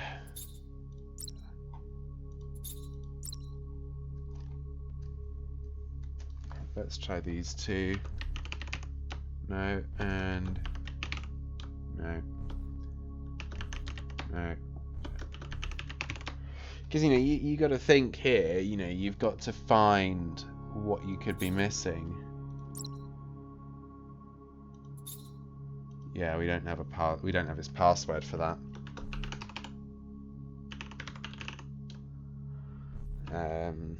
So we need a password to get into the app at the bottom.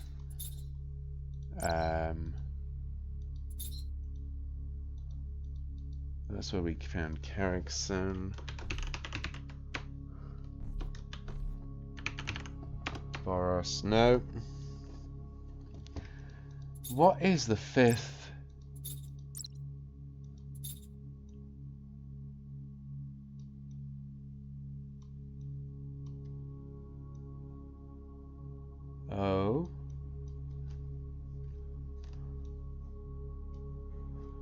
Okay, let's try this.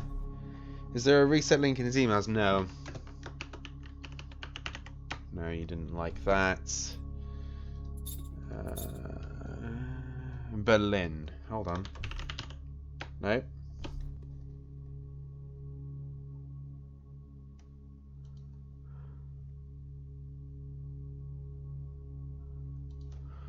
Luis? No.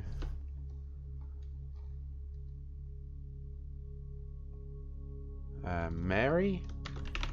No. Leon? No. No, there isn't a reset link. Okay,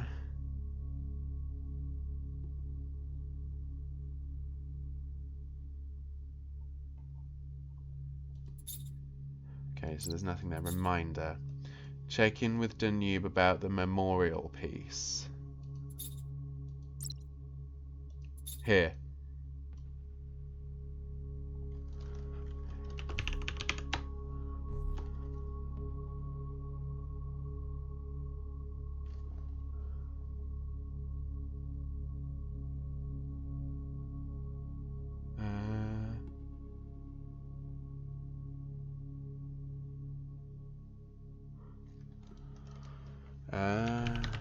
No.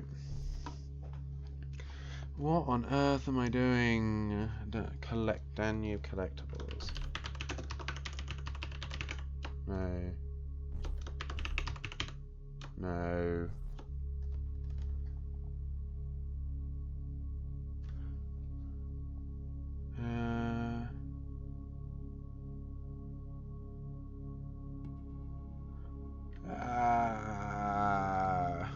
Okay. Let's see, what do we got?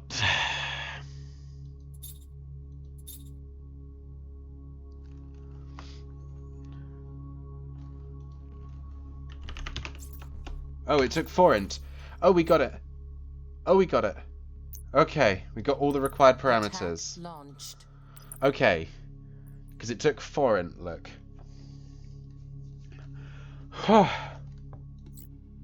Okay, so now we wait and hope we applied the right password algorithm.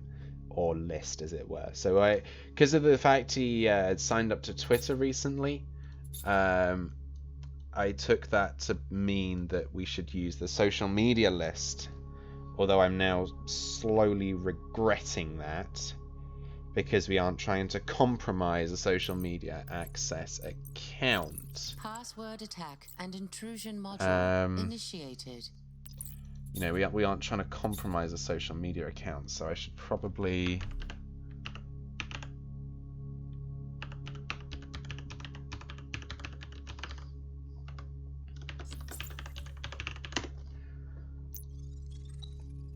Let's get in here. Target acquired. Run a John the Variables to Ripper. launch attack.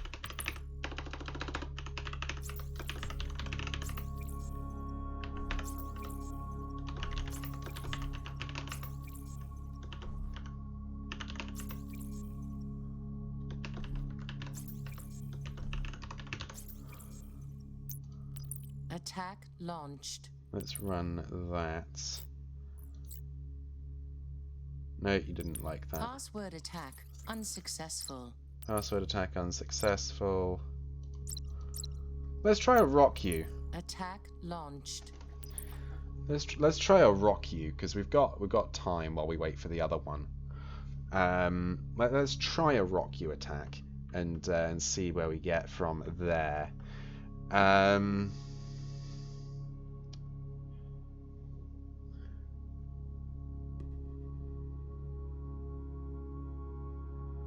Okay.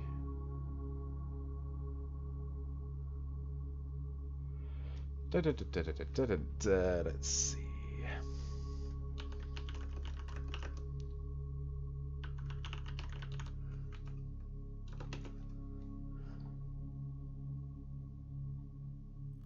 Password successfully compromised. Oh, here we go. Password attack unsuccessful.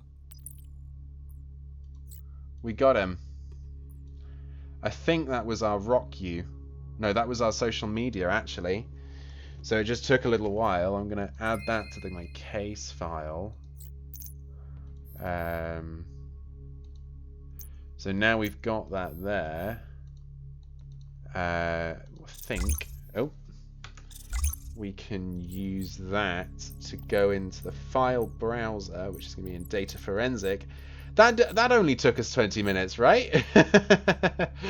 Oh my god. Okay. Try using that for everything with a password. Thing is, if I attack for such a specific length of time, and you know, there's going to be a different thing. So I went for social media because I saw that he'd recently signed up to Twitter. So, and if you're, you know, it's. Don't ask me why. Well, I don't know exactly which one worked. Protecting OS, load from password attack. The file seems to have been removed, but we're That's still ideal. able to get some info on it thanks to this People log. do use repeat passwords, People really yes. need to learn how to clean up after themselves. Alright, just click on the file to get more details. Click on the file to get more details. Will do, Sonny Jim. File transfer to Focus Learning S.Polgar. Well, we have an email address. I think it's time to bring this up.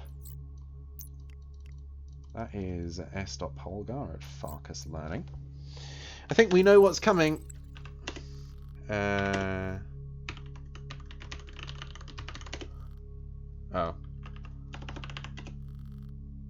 Manual entry, please.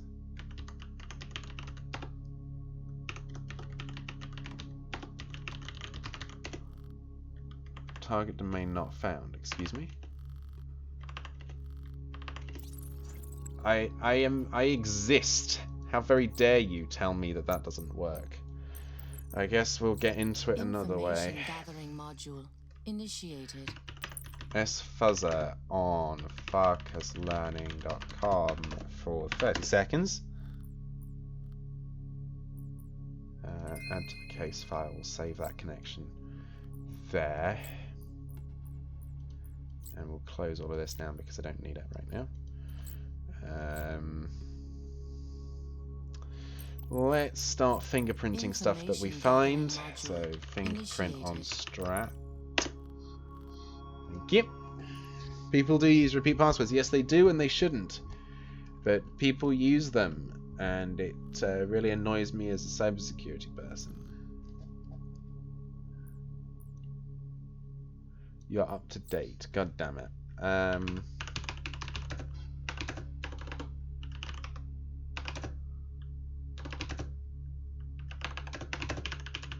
Let's get to Google. Give me some results, please, because I really need to get into this.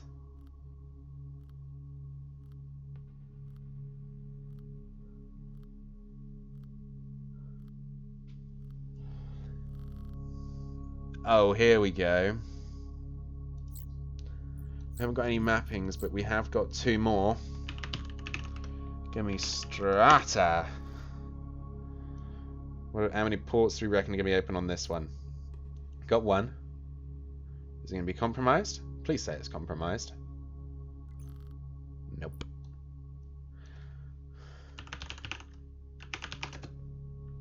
Let's see if we've got a compromised name server. Got a port. I wonder if we have a compromised name server. That would be pretty interesting.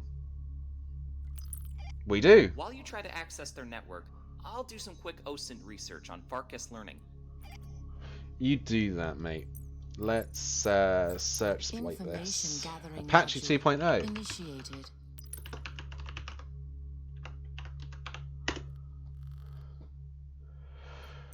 Well, we know what we're doing now, don't we, everyone? Fox Acid server connection initiated.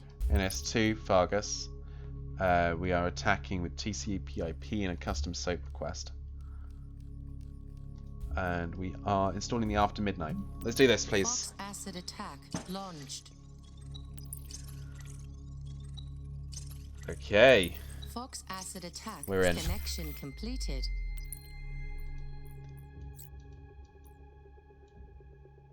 Download key information from the third party's internal network. Okay, so we We are inside the network that downloaded the file. So now we want to net scan. Because what this is going to do is it's going to tell me where things are on the network. Because we need to download the internals.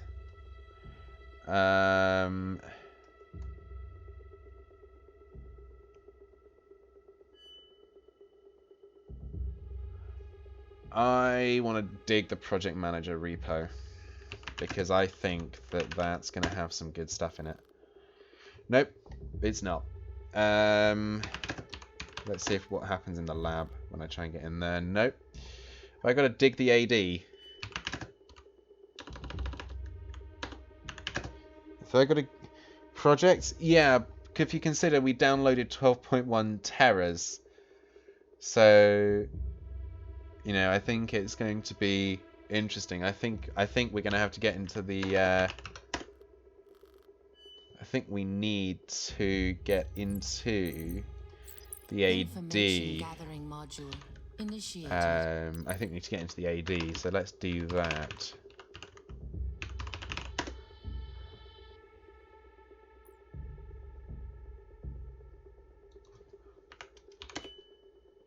Yes, you're going to let me in. Perfect. Thank you. That's the case file. Can I get into research? Research users. S. Polgar, that was you, please. Susan Polgar, project manager. Okay. So you would have access to the project manager repo, yes? Let's see if we can't. Let's see if we can get in now that I know.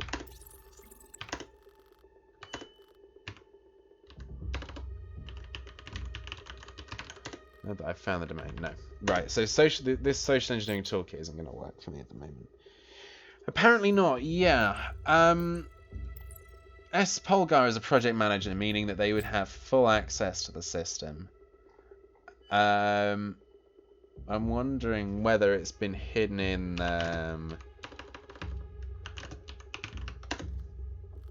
in there. Nope. Okay, let's try maybe... Password attack and intrusion module initiated. Let's try if we have to. I'm not entirely sure that this is going to work, but we will see. Target acquired. Oh! Awaiting variables to launch attack. Okay. That's fine. We will take. I'll take it. Attack launched. IT tickets. We could try that actually. Let's try it. See what we have. No. IT service provisioning. No. I'm trying to compromise that. Here. Password successfully. Oh, there we go. Reach for the sky. Nice. Nice password there. So now we go to our data forensic file browser. /project manager repo. Oh, I have to... Some places auto forward the appending /, some don't, and it annoys me. S. Polgar, thank you. Download that zip file. It might be the missing dataset. Uplink 50 to do.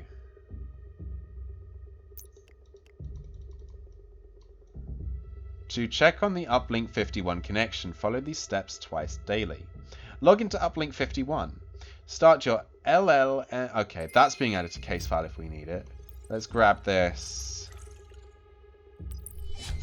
Okay, let me scan that file for malicious code. It'll take a second. From what I could find online, Farkas seems to be some kind of neural network developer. Their website was pretty vague and full of tech buzzwords. Speaking of which, I've been working on the brochure for the B&B. Do you think Crystal Clear Lake is too cliche? Oh I don't dear. think so, Dispatcher gonna kill him. Got a nice ring to it. Dispatcher not gonna like him. Never mind, the scan's finished. The file is clean, and it looks like it's compatible with your Goliath 7 module. Let's see Goliath? what we're dealing with. How the hell do I work with that? The hell is Goliath? The Goliath 7 project is a global cyber warfare initiative.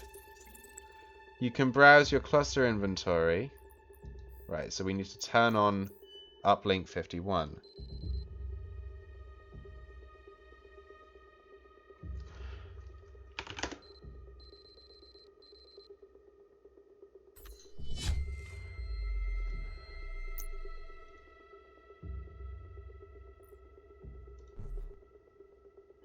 Find and download any remaining files from the third party's network. Right, so we had the file, the to-do.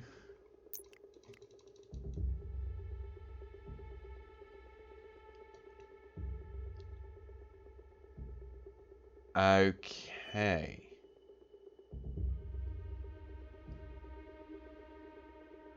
Log into uplink51.farcuslearning.com.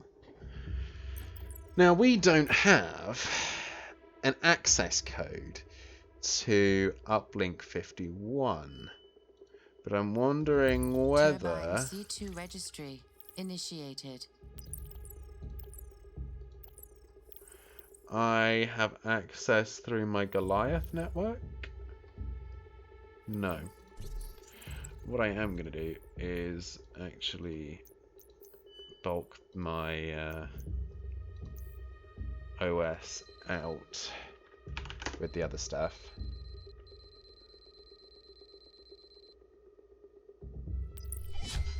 You installed the cluster? Yep. You must have, because I see a new icon on your Stinger OS. I'm kinda jealous. No one has experimented with this application yet. You're the first. Excuse Congrats. Yeah, congrats. me? I did install the cluster. Uplink 51. I'm seeing an error message on my side. Missing satellite feed. Maybe there's something else in the Farcus Learning Network that'll be useful? Try looking for something satellite related that we could install on this new module. Yep, there's an error, alright. Let's run...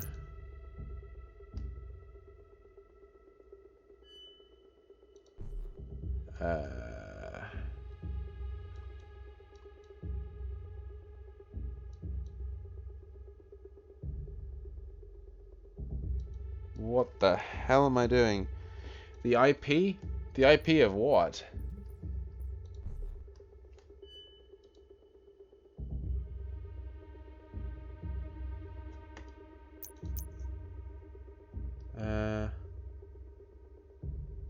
Oh, we don't have access to Wireshark.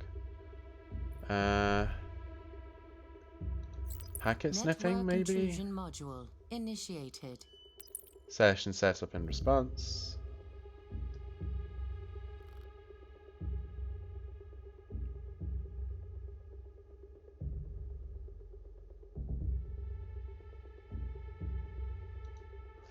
Oh, hi there.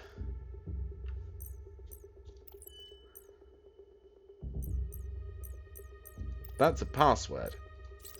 Password attack and intrusion module initiated. That's a password hash. Target acquired. Awaiting variables to launch attack. That is a password hash there. And I need their AD again. Information gathering module initiated. I need their AD. Give me their AD. Policies, passwords. Min length 10, number symbol in uppercase.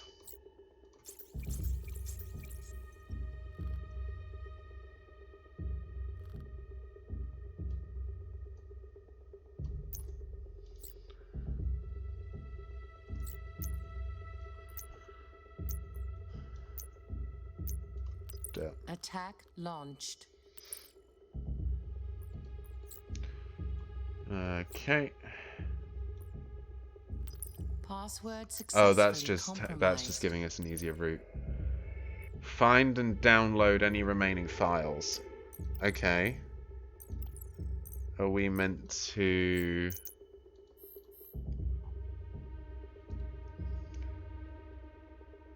Okay.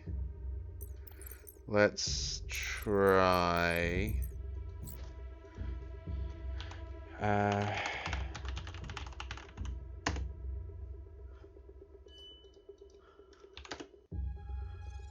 I don't have a clue what I'm doing here at this level.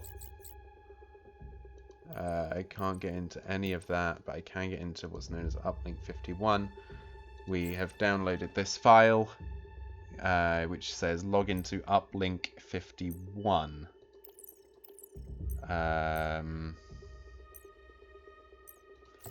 Information gathering module initiated.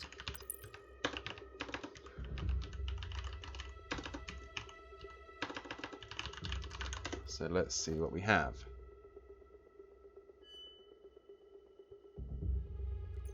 Oh, hello. Might be able to get in here. Okay, that's what we needed. Now we know what we're doing. We've been here before. Information gathering module initiated.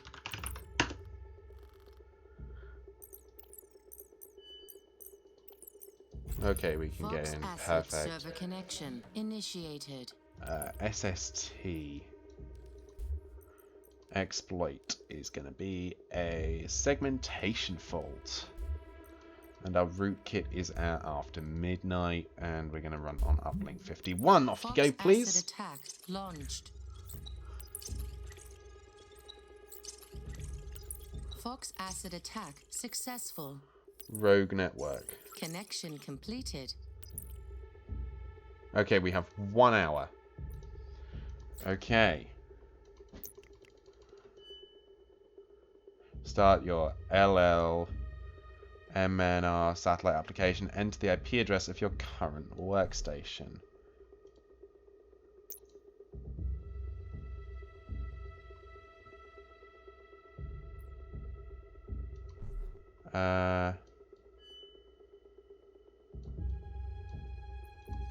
Turbine C2 registry initiated.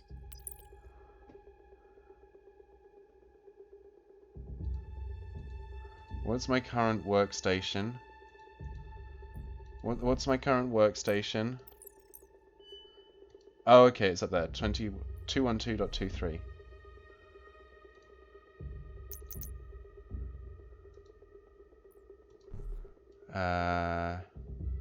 Once a connection is established, then perform a ping. Network intrusion module initiated. Okay. Ping uplink 51. Pinging uplink 51. Note the IP address.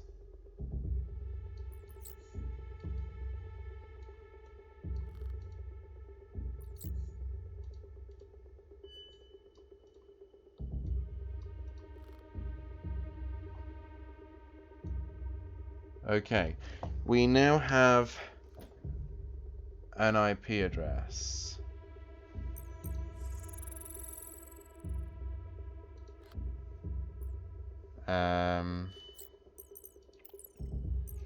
I guess now it's a case of module initiated.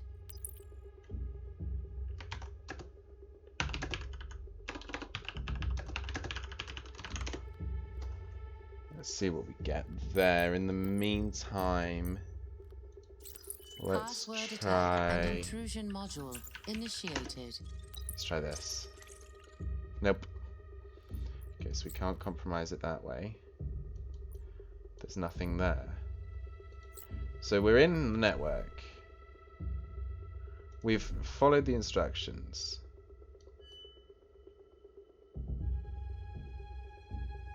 You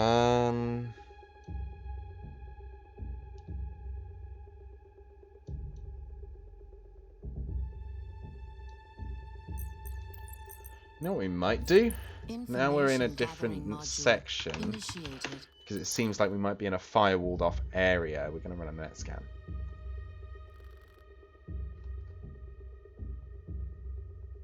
No, there's nothing there. Information gathering module initiated. Error done, please. No Wi-Fi found. Great.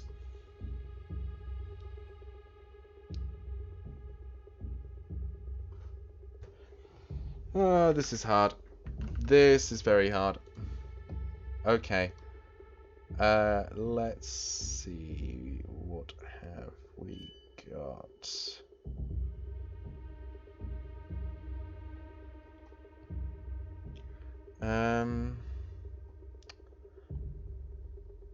I'm not sure.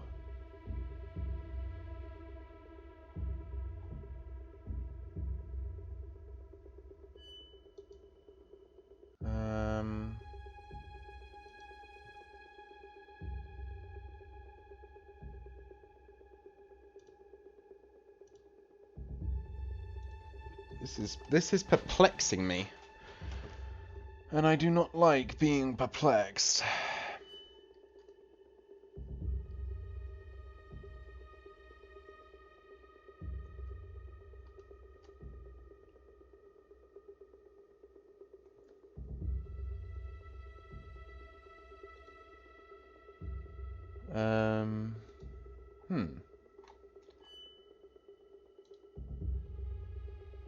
I am being very, very, very confused here.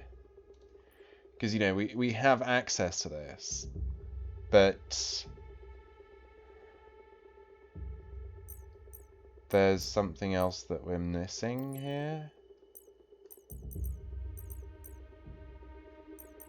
Oh! Drone and imagery intelligence active. Oh, hi. So we were told to open a satellite application.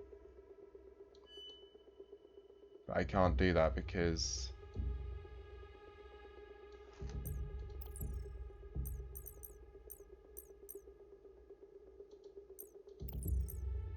I am confused here.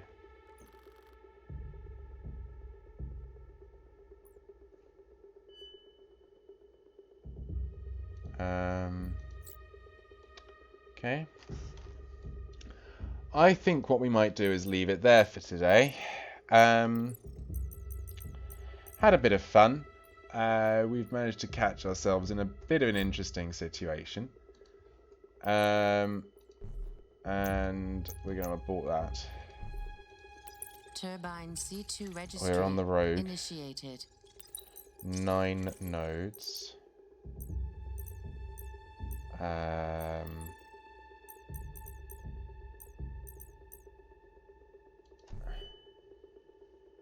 I am very, very confused here. Find and download any remaining files. I feel like we got them. That's the thing. Information gathering module initiated. Maybe try finding the guy it says to contact. Oh, that could do it. That could work, actually, Pac-Max. That could do us. Give me the active. Information gathering module initiated. Okay, policy. No, wrong. Research, users. Who was it? It was Luca Boltzmann. Well, he's not research personnel. He's going to be IT personnel? Yes, he is.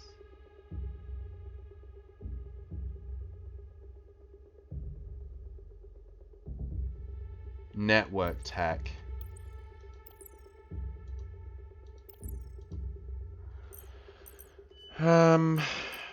Let's see if we Password can... attack and intrusion module initiated.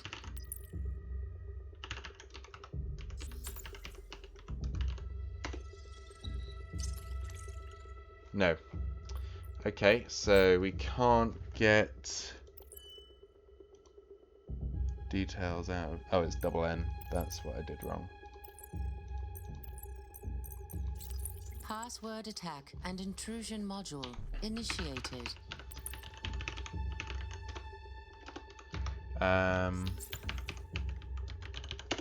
Let's give this a shot.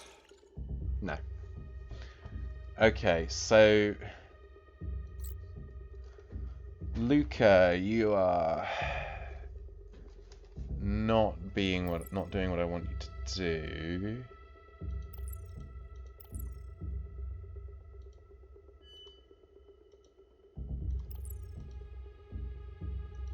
I wonder if you're a lab manager. So I wonder if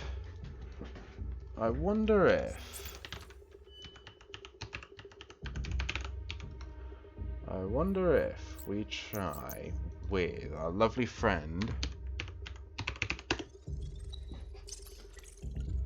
No.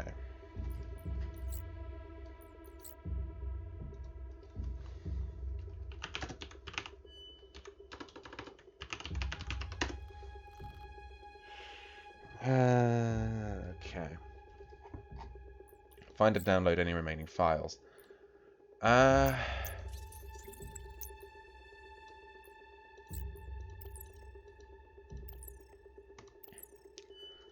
not sure. Resources, printers, LaserMax. No. There's the HR printer.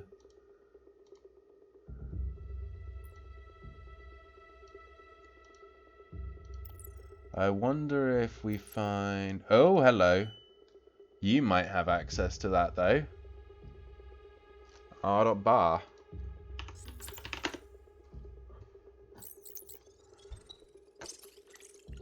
No. Research. Essentially, I'm trying to see if I can find another person with project manager. No, so... Can you scroll down on the research users page? No. You just get a blank list with S-Polgar at the top. I think that's a bit of a UI bug. HR manager and HR assistant. IT, we've been in maintenance.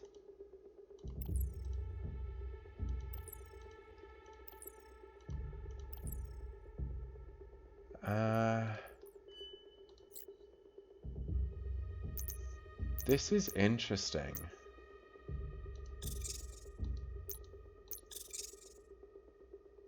Because we aren't quite done. We've got to find and download any remaining files.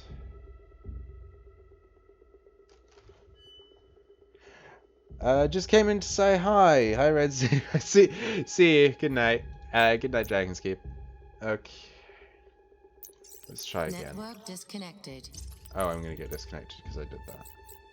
Oh, because I had the connection from a different thing. Okay.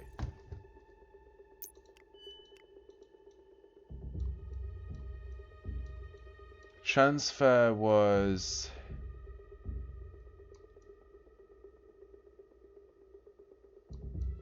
initiated. And the transfer was completed. Okay. So the transfer was successful. It is what we're saying here.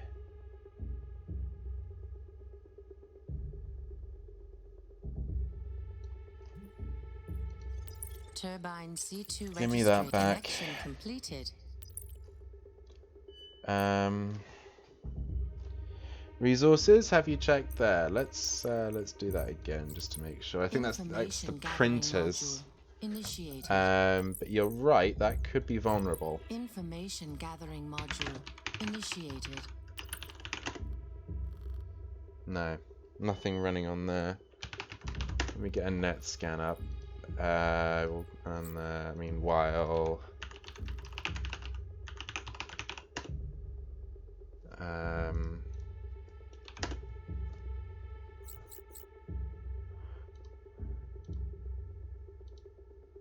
let's see.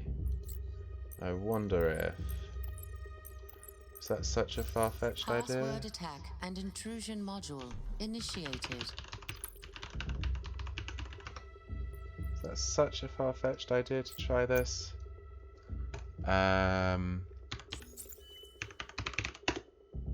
Probably. Yeah, thought as much.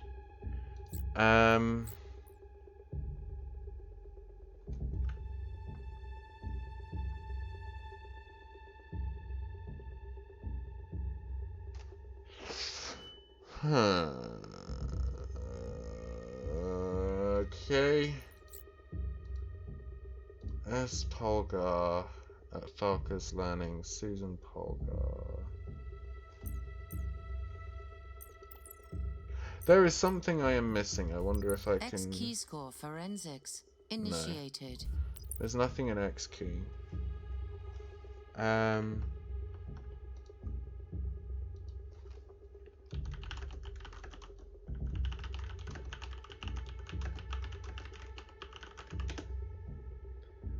I am so confused.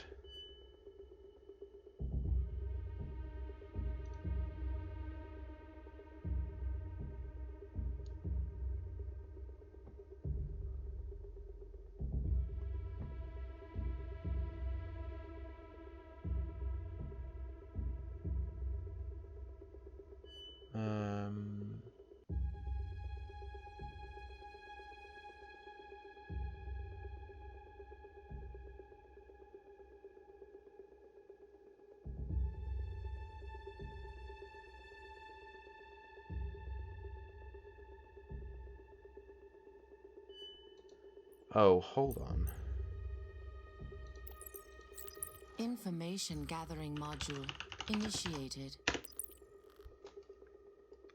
That's something we didn't do. We never scanned the actual IP we got from the ping.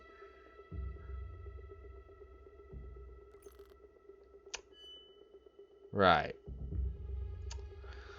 Right.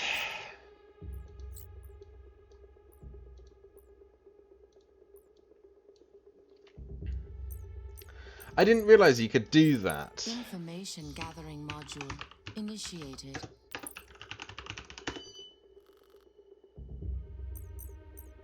That's recent as well.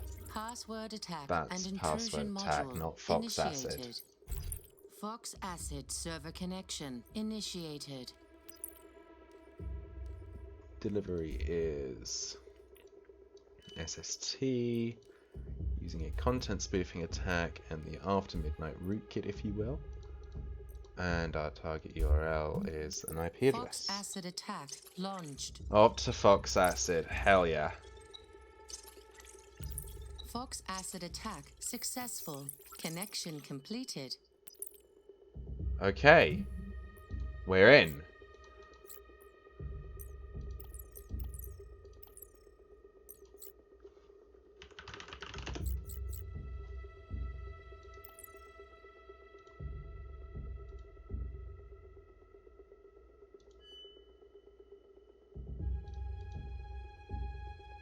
Oh, that's us.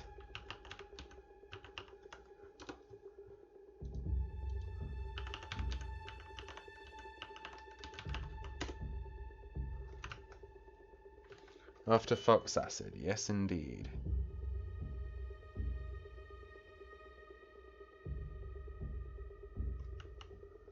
Okay.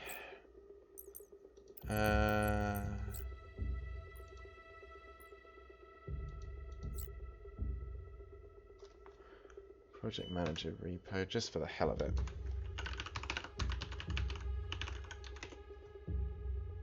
In case they've got some sort of weird conditional access settings here. Information gathering module initiated. No, it steals his own data. Yeah. Give me a net scan. Oh, hello.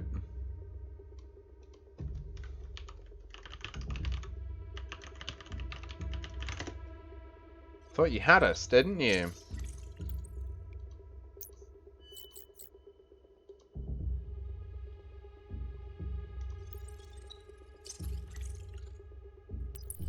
Oh. This file format is complicated. It'll take Oh, a hello. longer to perform safety checks on. If it looks good, I'll get it right to you. But in the meantime, Division 79 has already sent over a FEI module compatible with Uplink 51. I've uploaded it to your module. Hopefully it'll work. Give it a spin. Oh, and tell FEI I said hello.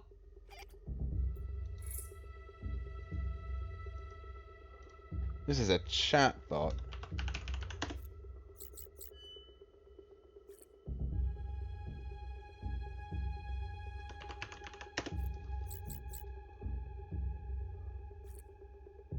Okay, we're getting...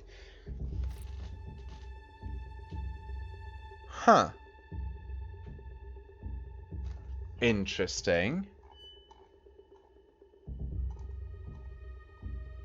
So we can actually get hints from for our objectives now. That's useful. Okay, so we managed that at last. That was ridiculous. We got 250 rep with the US and 500 XP. I will take that. So we've done Book Move, Chapter 1. Now we're going to do Building a Bridge, Chapter 2. Next time we do NITE Team 4. For now, we're going to call it a day. Thank you very much, everyone. I've been Redstone Designer, and I will see you next time. Hang on. Where's the save button?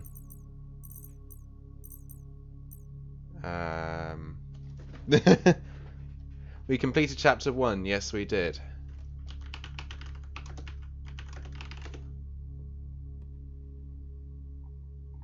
How do I save in NITE Team 4?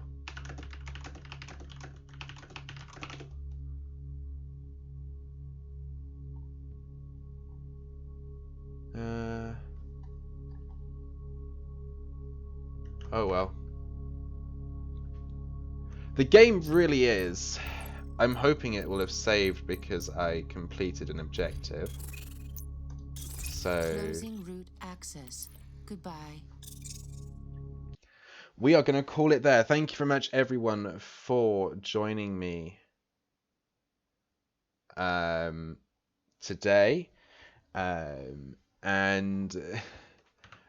I will check and make sure we have data save file integrity once I end the stream. If we don't, I will attempt to get the save file back to where we are now. Thank you very much, everyone, for joining me, and I will see you all next time. Alrighty. Thanks, everyone. Bye-bye.